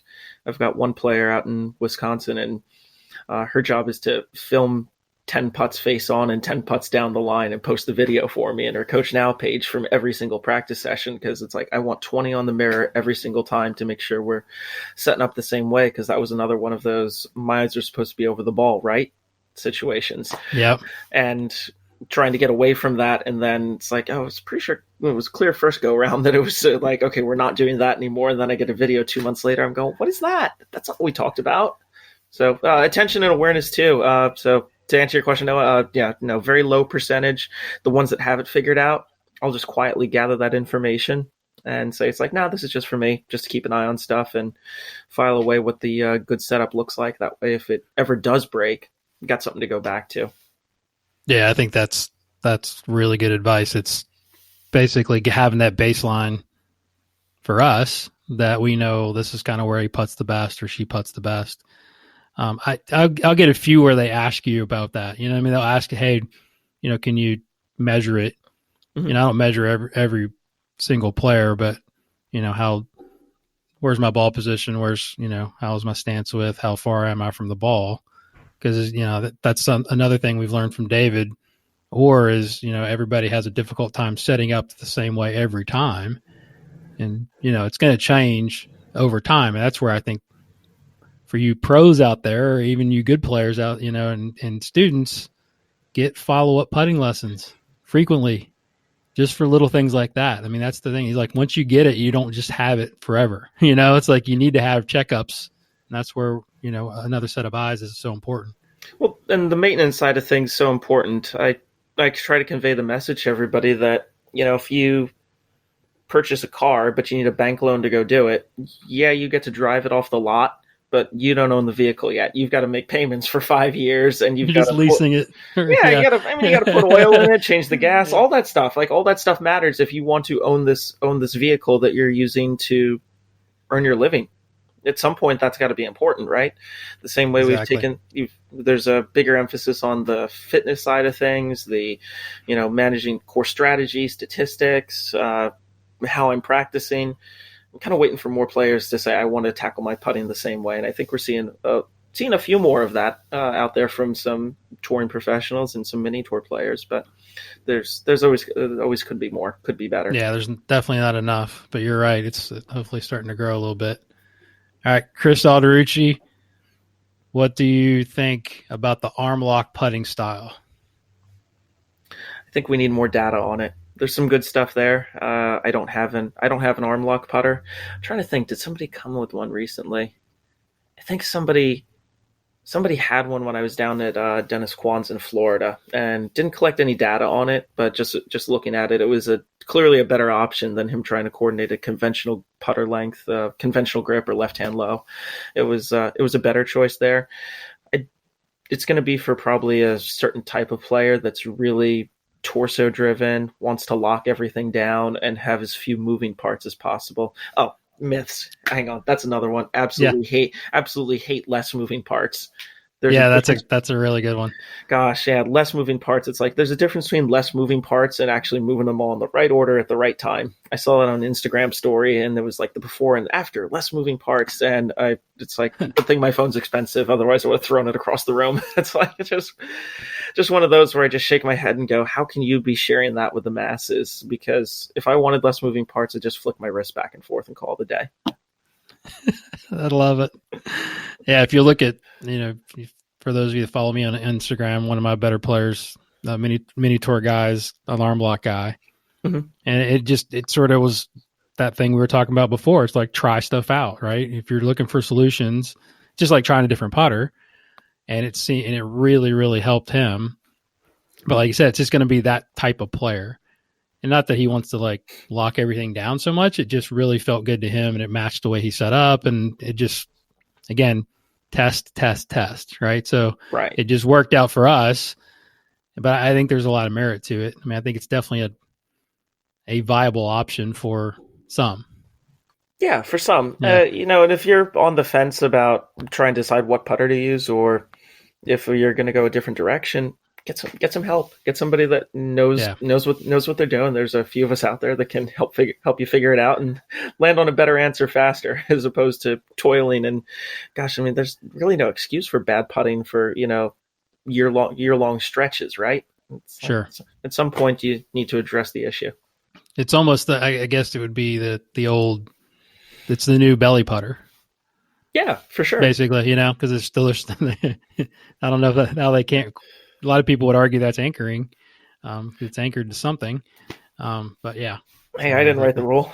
Exactly. I think I'm kind of curious why we didn't ban the 35-inch 4-degree loft 71-degree lie putter after certain somebody won a whole bunch of majors by a lot of shots with it, right? It's like, exactly. Well, it must be the putter. Yeah. So yeah. I don't know. It's and for those that won majors with belly putters all in a short time frame, I'm sure that they won it with their putter, right? They couldn't have possibly hit the ball well that week. The Newport shape has got to be outlawed. Out. All right, so here's a funny one. I think this was sort of a joke, but like and this is another sort of pet peeve. This is Scott Hogan. Says, does Preston Combs like people standing behind the ball, lining up their putter, then holding it in place as they move around to address the ball for short putts only, long putts only, or go ham with it all the time? Oh my gosh.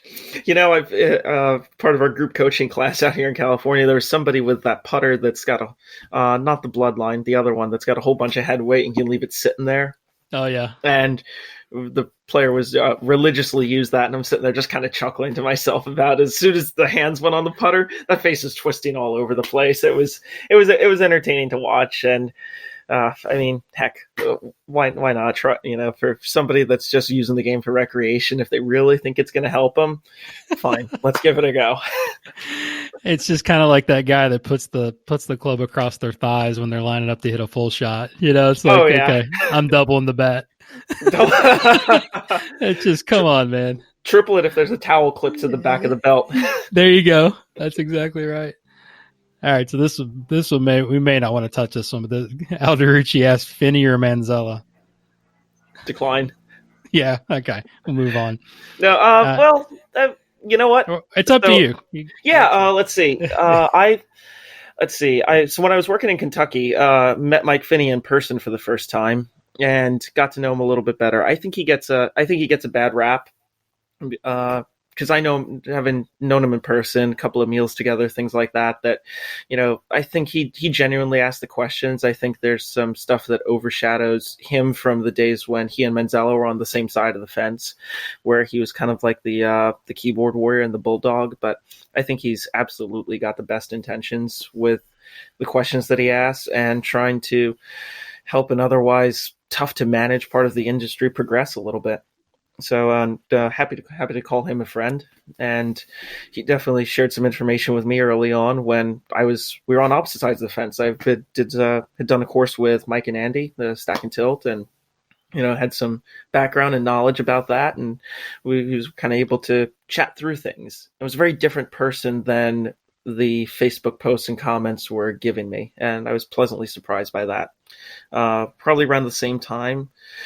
Chatted on the phone with Manzella for a bit, and he shared some information with me. It was, hey, here's my perspective. Here are my thoughts and ideas on things. I didn't necessarily agree with having to draw a line in the sand, and whose side are you on? And I'm like oh.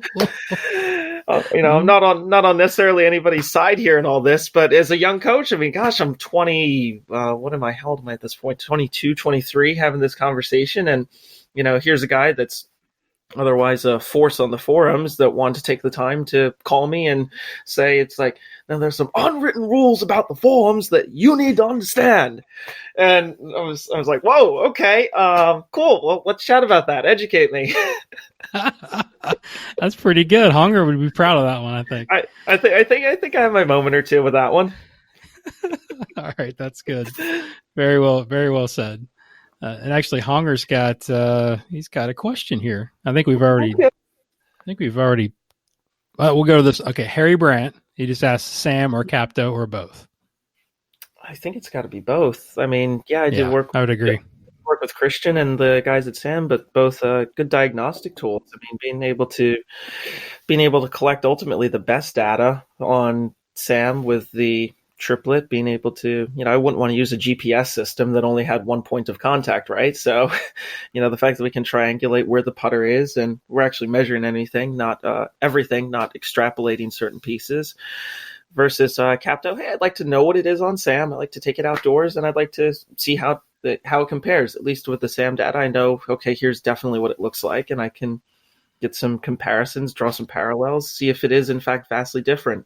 I think it's going to be cool with the ball tracker software from Sam now to be able to measure breaking putts and be able to, properly have the unit properly calibrated so the putt station is always calibrated towards the center of the cup, and then on your platform tilt it any given direction, but at least it'll recalibrate for you for where straight is, so that way you can start getting some accurate delivered loft numbers on the tilted surface. I think that's going to be fun to explore over the next few months here.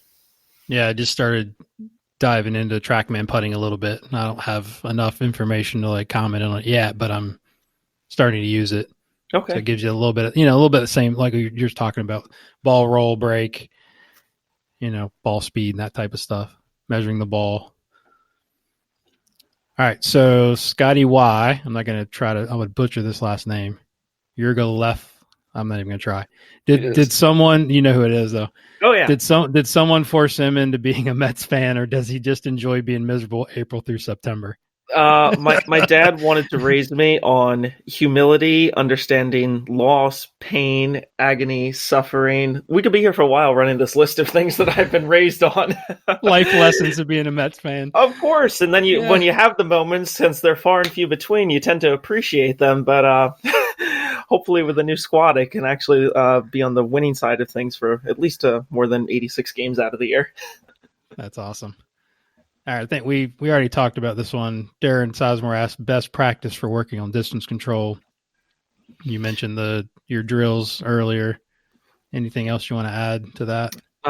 Mapping out some reference points, just being able to figure out, hey, if I've got a given size stroke. So for anybody that's kind of cruise through my stuff on Facebook. If you download the free ebook that's on there, talking about size and tempo kind of being two key concepts that influence the speed. And I think if that's a starting point, that's, obviously that rabbit hole for managing speed goes pretty deep, but at least that gives somebody a place to look at. If you can figure out what a given size stroke and your tempo, whether it be 2.0 to 1 or 2.2 to 1 happens to be, and how far the ball goes with that, we can at least build around that. Okay, all right. I'm looking. The look on your face. Here we go. I just read the list. Honger. Okay, our boy.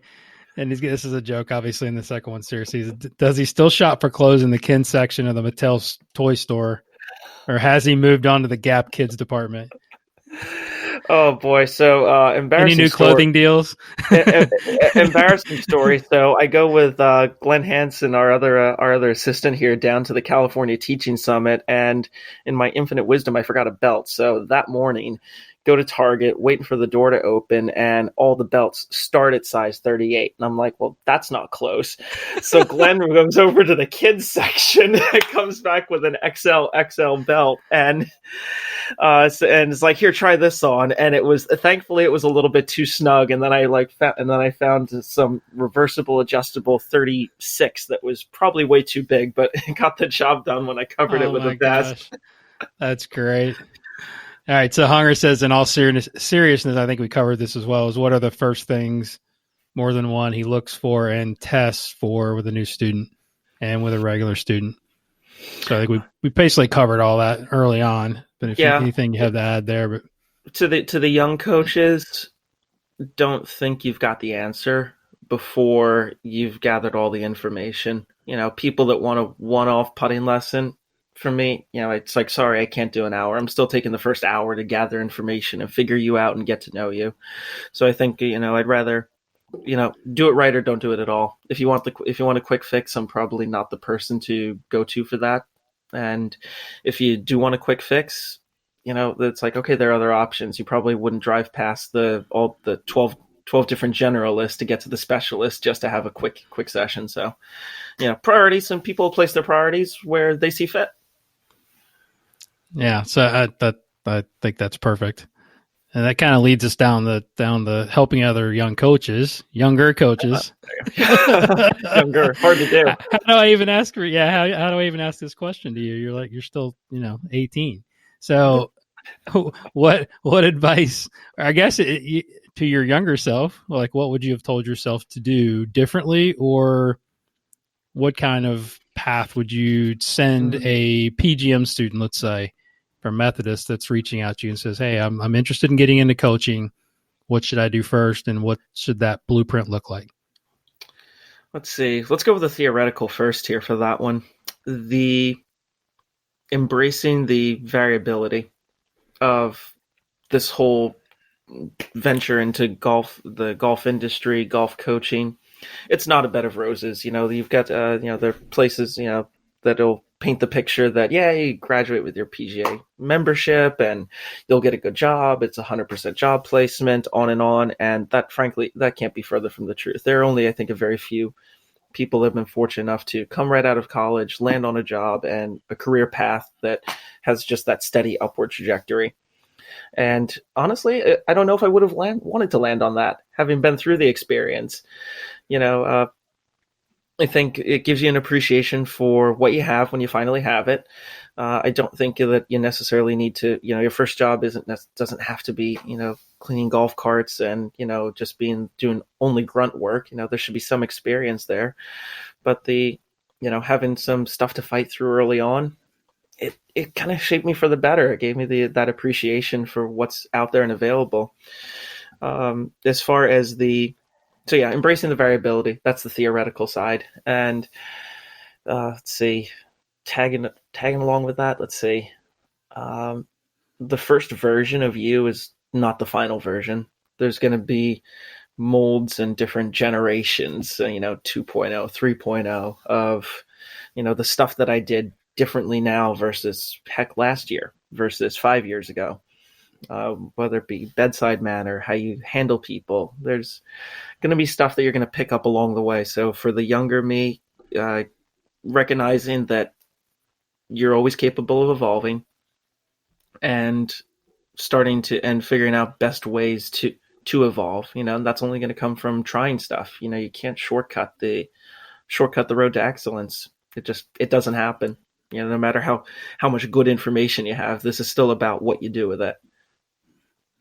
That's really good. Yeah, because we've talked a lot about that on the show. Is information is great, but how you apply it, right? How much you're willing to fail, I think is important, right? And I think that's what you're describing, which I think is great for, especially coming from a young coach. That, yeah, I mean, you don't always have to, and I think it goes back to that point you made earlier about following your passion, right? I think it's more, sometimes you may have to take a job that doesn't look perfect, but just to get your foot in the door to create opportunity.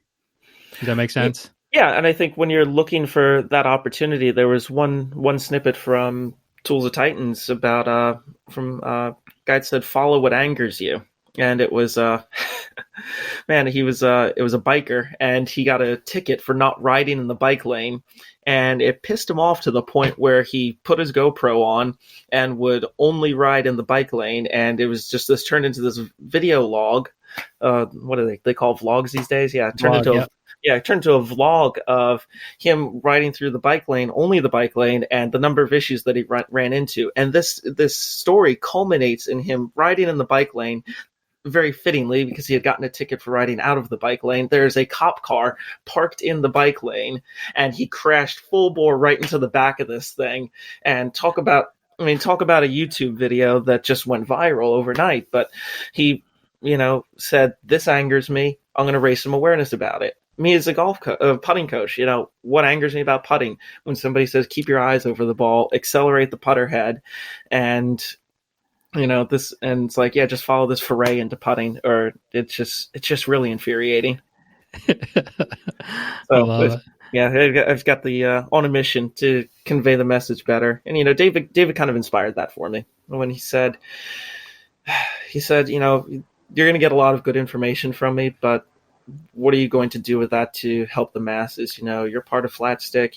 How can you take this information and shape it so that amateur golfers can better understand what they need to do, so that the professionals have some semblance of up and down?"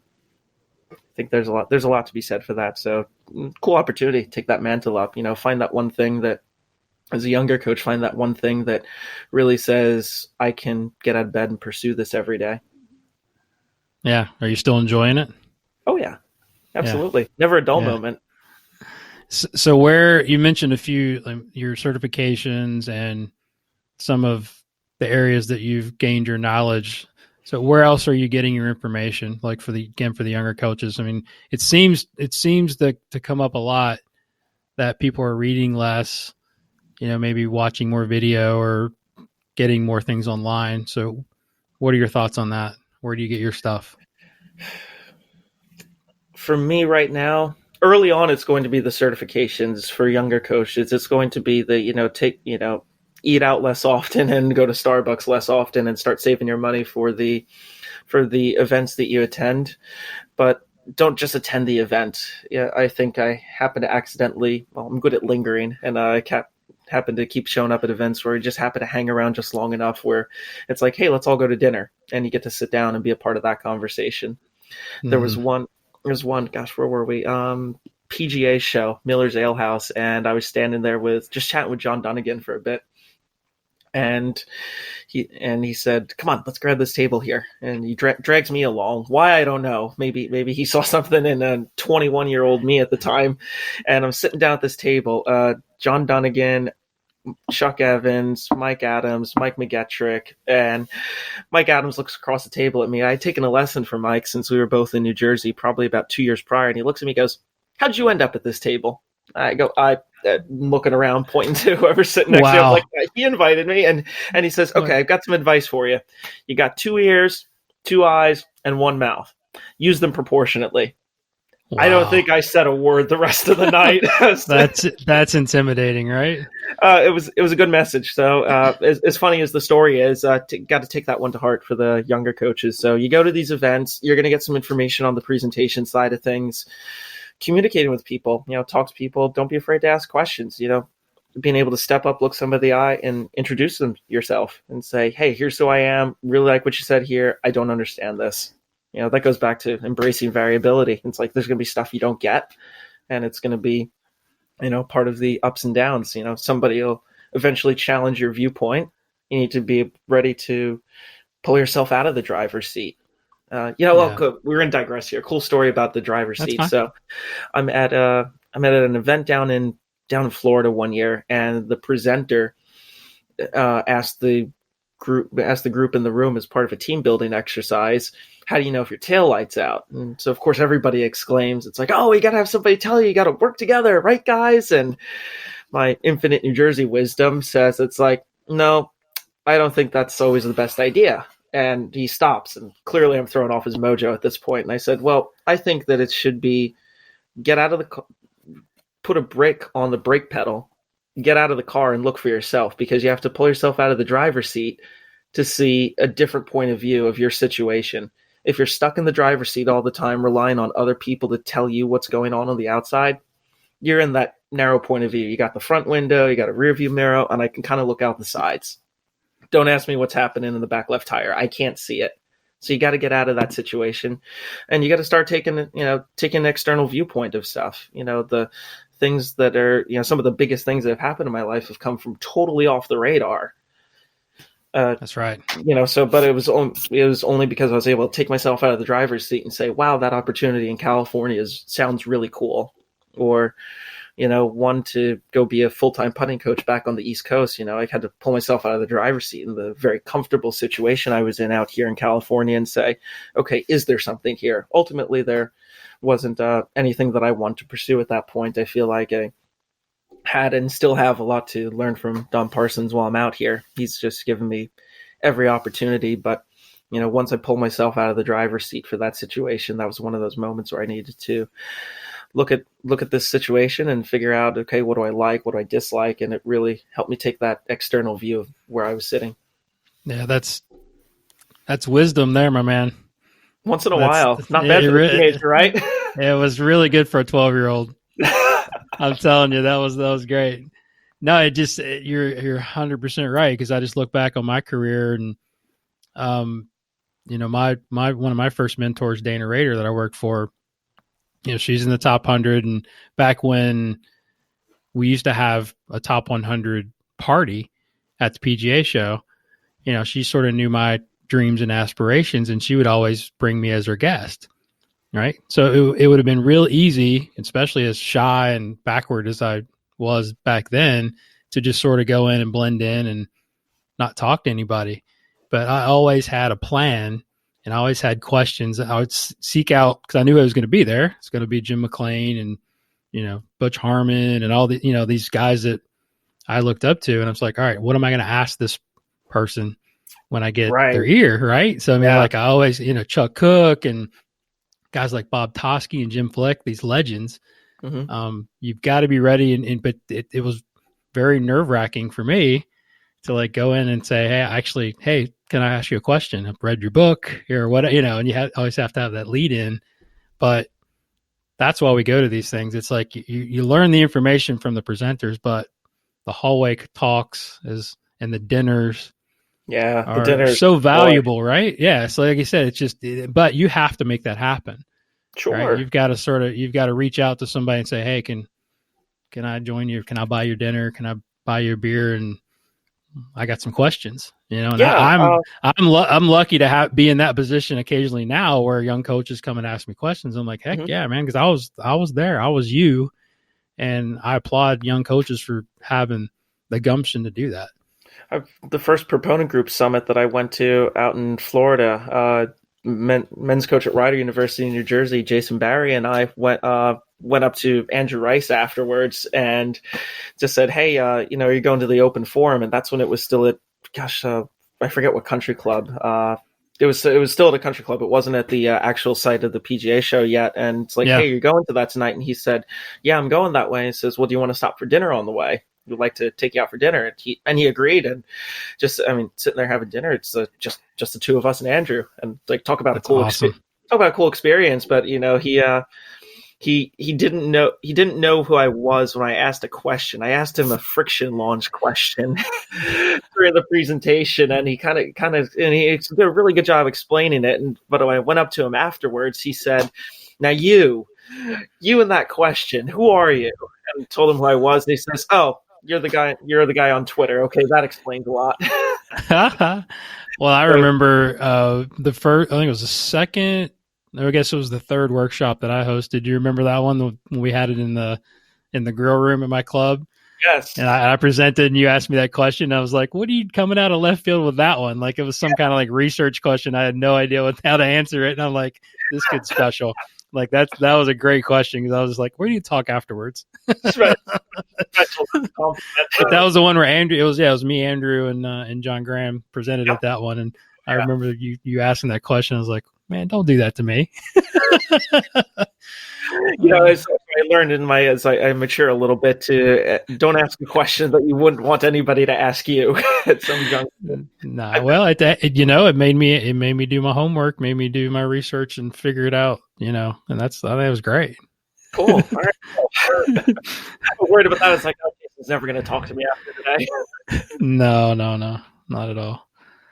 All right. So, any other topics on putting you want to talk about, or should we jump into a couple little fun ones here?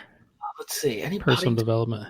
Yeah. Any putting topics left? I think we pretty much covered the gamut on that. We talked about our myths and misconceptions. We talked about a lot. young coaches start using statistics to your advantage. There's a lot of smart people that are figuring out the stats. So don't take certain stats at face value. You got to figure out why stuff works and why it doesn't. Strokes gained is just a number relative to the field. If you're calculating your own based against a tour average, if it's unusually hard conditions and you come back with a -6, please don't freak out that you're a bad putter, or ensure your client that he or she is not a bad putter in that situation. If they're running 12s, a lot of tilt, and it's a windy day, it's a different ball game. So, stats have variance. Start understanding that a little bit better because it's your way to quantify proof of improvement for players. All right, so I'm going to combine a couple here. In the last couple of years, has there been a new belief, behavior, daily habit that has improved your life? And I'll couple that with, is there any skill that you're learning outside of golf at this point?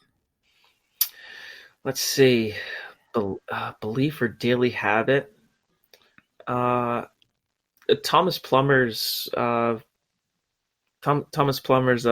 in Threes is a really great piece, and kind of helped me shape some of the things that I wanted to do. And actually, Don threw a copy at me and it's like, hey, you need to fill out all these questions and answer this stuff again, to kind of get reorganized for a little bit. And having that small checklist of 3 things to do, I think he recommends get a 3x5 note card, put the 3 things down on it, and check off the list at the end of the day. I'm a list guy. There's nothing more satisfying. Me too, yeah. Here's my to-do list. Cool, got all this stuff done. So that's something new that I've started doing, and it's helped me at least frame the stuff that, okay, what are the big picture things? What have I accomplished? Reading just a little bit more too. I've got a couple. What's sitting here that I'm reading through? What are you reading? Just started The Experience Economy, because ultimately, young coaches, we're in a business here too. So this is not just about good information and talking to people and helping them get better. You eventually need to earn a living doing it. So pay attention to that side of things. Let's see. And I post on my Instagram. I just started Outliers from Malcolm Gladwell. A couple of dissenting opinions on that one. I saw that. Yeah, it's a good one. Yeah, it's got some good stuff in there for sure. Dr. Will Wu encouraged me to read that one and then read Peak afterwards and compare and contrast. So I think those will be the 3 on the upcoming to-do list here. Because, if you just go, for example, that's one of those situations where I might not appreciate Peak as much if I didn't read Outliers first and then say, okay, how is this? What are the differentiating factors? Like if somebody's, got one model of putting stroke that they use and they try to teach it to everybody. Okay, well, let me at least see what's over here, just so I can, all right, maybe there's something to glean or take away from it. And then how can I contrast that to somebody that's Switzerland and has no preference or pattern? All right, here's some fun ones. You haven't heard these. Okay. So, what profession other than your own would you like to attempt? If you weren't coaching golf, what would you be doing? Or what would you try to do? What I try to do? Let's see. What I try to do, not golf related. Lawyer. That'd be Okay. fun. I like digging my heels in and arguing a position. Yeah, I think that would be one that I was actually that actually kicked around in high school. Because history's fun, but I don't know if I wanted to be a professor. What profession would you not like to do? Not like to do. Not like to do. Let's see. I first instinct I was gonna say Dr. Jason, but I think in our own right, when the work that we do with touring professionals has to deal with their livelihood, I think that's, while it's not life and death, it's probably an equivalent kind of pressure. So Yeah. I think it'd be kind of hypocritical to say doctor. I don't know.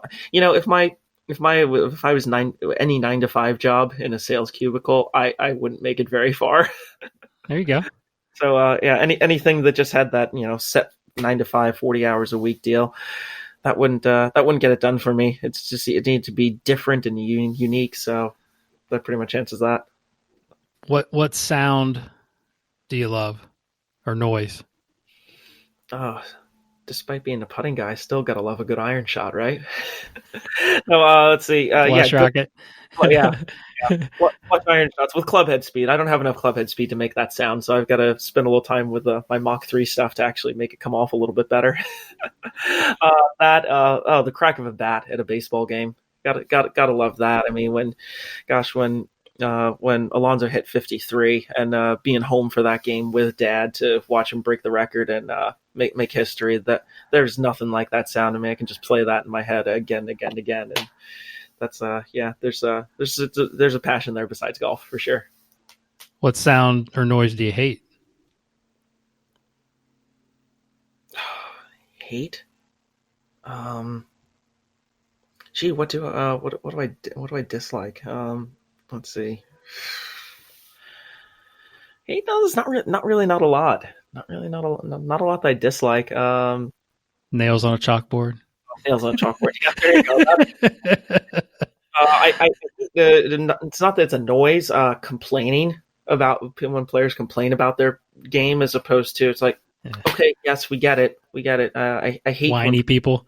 I hate when say, I suck or something like that. Not that we don't have our moments. We've all played this game and have been there, but there's something to be said for, you gotta stop and just take that better assessment of yourself and just not complain all the time. I hate complaining. There it is. I like it. I was going to ask you what pisses you off, but that's probably right in that category. Anything that pisses you off besides the Mets losing? Besides the Mets, what pisses me off? Not taking personal responsibility for the bed that you've made. There's, I give somebody a practice plan and it's 19 days before they get around to first go at it. Be like, you've got to take responsibility for your game getting better. I can show you the pathway. I can't make you do it. That situation. Yeah, I'd like to think I frame it in such a way where it's like, okay, are we in or are we out? And when I get the I'm in, we're good. But it's just, I'd rather that realization come at an early age for people. We're all told that this is straight out of our favorite movie, Moneyball. Here, it's like we're all told that we've got to play the adult game at some point, but we don't know if that's going to come at 18, 25. Some of us never hear it. I'd like to think that if we're coaching people, we want to help them hear that message a little sooner rather than later. I like it. Wise beyond your years, my man. Thanks. I just dinners, right? Yeah. All right. So if you had a gigantic billboard with anything on it, get a message out to millions of people, what would it say and why? What's your billboard? Yeah. Own that shit. Has to be. So say that again. You cut out. Own that shit. All right. I love it. There's a story behind that one. All right, give it to me. Looking as at we this, close. Looking at this putting job on the East Coast, and this is a big decision here. I've got kind of established a base in California. I've got the putting studio and everything seems like it's trending up, and this opportunity comes from off the radar. And it's one of those big life decision ones where it's like, okay, this all sounds good at first. And ultimately it was to go work for a guy, and talking with one of my friends in the Brain Trust that I keep close by, and we're having this conversation. Apparently I'm on speaker, and his wife chimes in after he says to me, it's like, Preston, you're never going to have your name on the door if you go work for the guy. You're always going to be the guy of the guy. And his wife chimes in the background, own that shit. And I stopped and thought about that, and it's like, who's on the other end? And it's like, oh, it's my wife. And I went, I kind of like that. And he goes, yeah, I like that.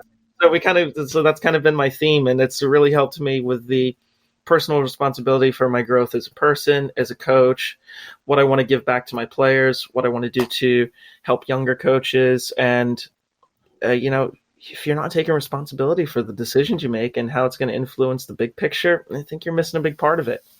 So for the work that I put out there, I own it. I love it, man. Great stuff.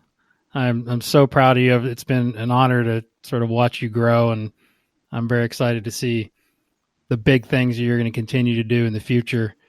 And I can't thank you enough for coming on the show, man. Thanks for taking the time. Jason, thanks for the kind words, the support, the mentorship, and a place to sleep when I was wandering from Florida back to New Jersey. Always available, my man. Hopefully you'll come through again, and we'll hang out some more, because I don't get to see as much now that you're on the left coast. That's on the to-do list, though. So I'll be back east here in the not too distant future. So we will do it again. Perfect, man. Well, give everybody your social handles, your website, how they get to see all your stuff, your videos, and how they can come work with you. Yeah, we'll start with the fun stuff. So the Twitter account's probably got more baseball going on than anything, but that's at Preston's Putting, PRESTONS Putting, and then Instagram, same handle, and that's got more of the golf stuff on there. Keeping an eye out for the putting stories. I really like constructing those and telling. When Instagram first came out with story, I didn't want it to be just random clips of throughout my day, so I said I'm going to take that as a platform to here's the before, here's the work we did, and here's the after. Kind of give people a peek as to what's going on inside. And the website, also prestonsputting.com. Check that out. Free ebook on there to download, and hopefully some good information and some blog posts from days gone by. I should probably look in there and see what I wrote 3 years ago and what I would do differently with that stuff. It's fantastic, man. Keep up the great work. Thanks so much, Jason. Appreciate the time. You got it. Talk to you soon. What's up, everyone? Guru back here again with a couple of things before you go. First, big thank you to Preston for coming on the show and sharing his incredible knowledge about putting instruction and some life skills that I know will help you all become better coaches. Make sure you follow Preston on the gram and Twitter at Preston's Putting, and check out his website at prestonsputting.com and give him a social wave and say thank you for coming on the show. Thank you once again for our sponsors, nvidhemp.com. And when you go buy your CBD products, make sure you use that promo code GURU20 for a 20% discount for life. You can follow me and reach me on Twitter or the gram at GolfGuruTV. That's at GolfGuruTV. Go ahead and give me a follow. Shoot me a message. Also, make sure you go and check out my app at the App Store, at Apple App Store. Download the Golf Guru app. Appreciate that. And then if you have any questions about the show or a comment and you don't want to shoot me a DM, just send me an email at golfgurushow@gmail.com. Music for this podcast is by Kevin MacLeod and Zach Mullet. Leave me an iTunes review or rating. Shoot me a 5-star rating. That would be awesome. Keep me in good graces with Apple. And as I leave you with, always get out there and study, get out there and practice, get out there and teach, and then pass it on. I'll talk to you next time. Thank you so much for listening.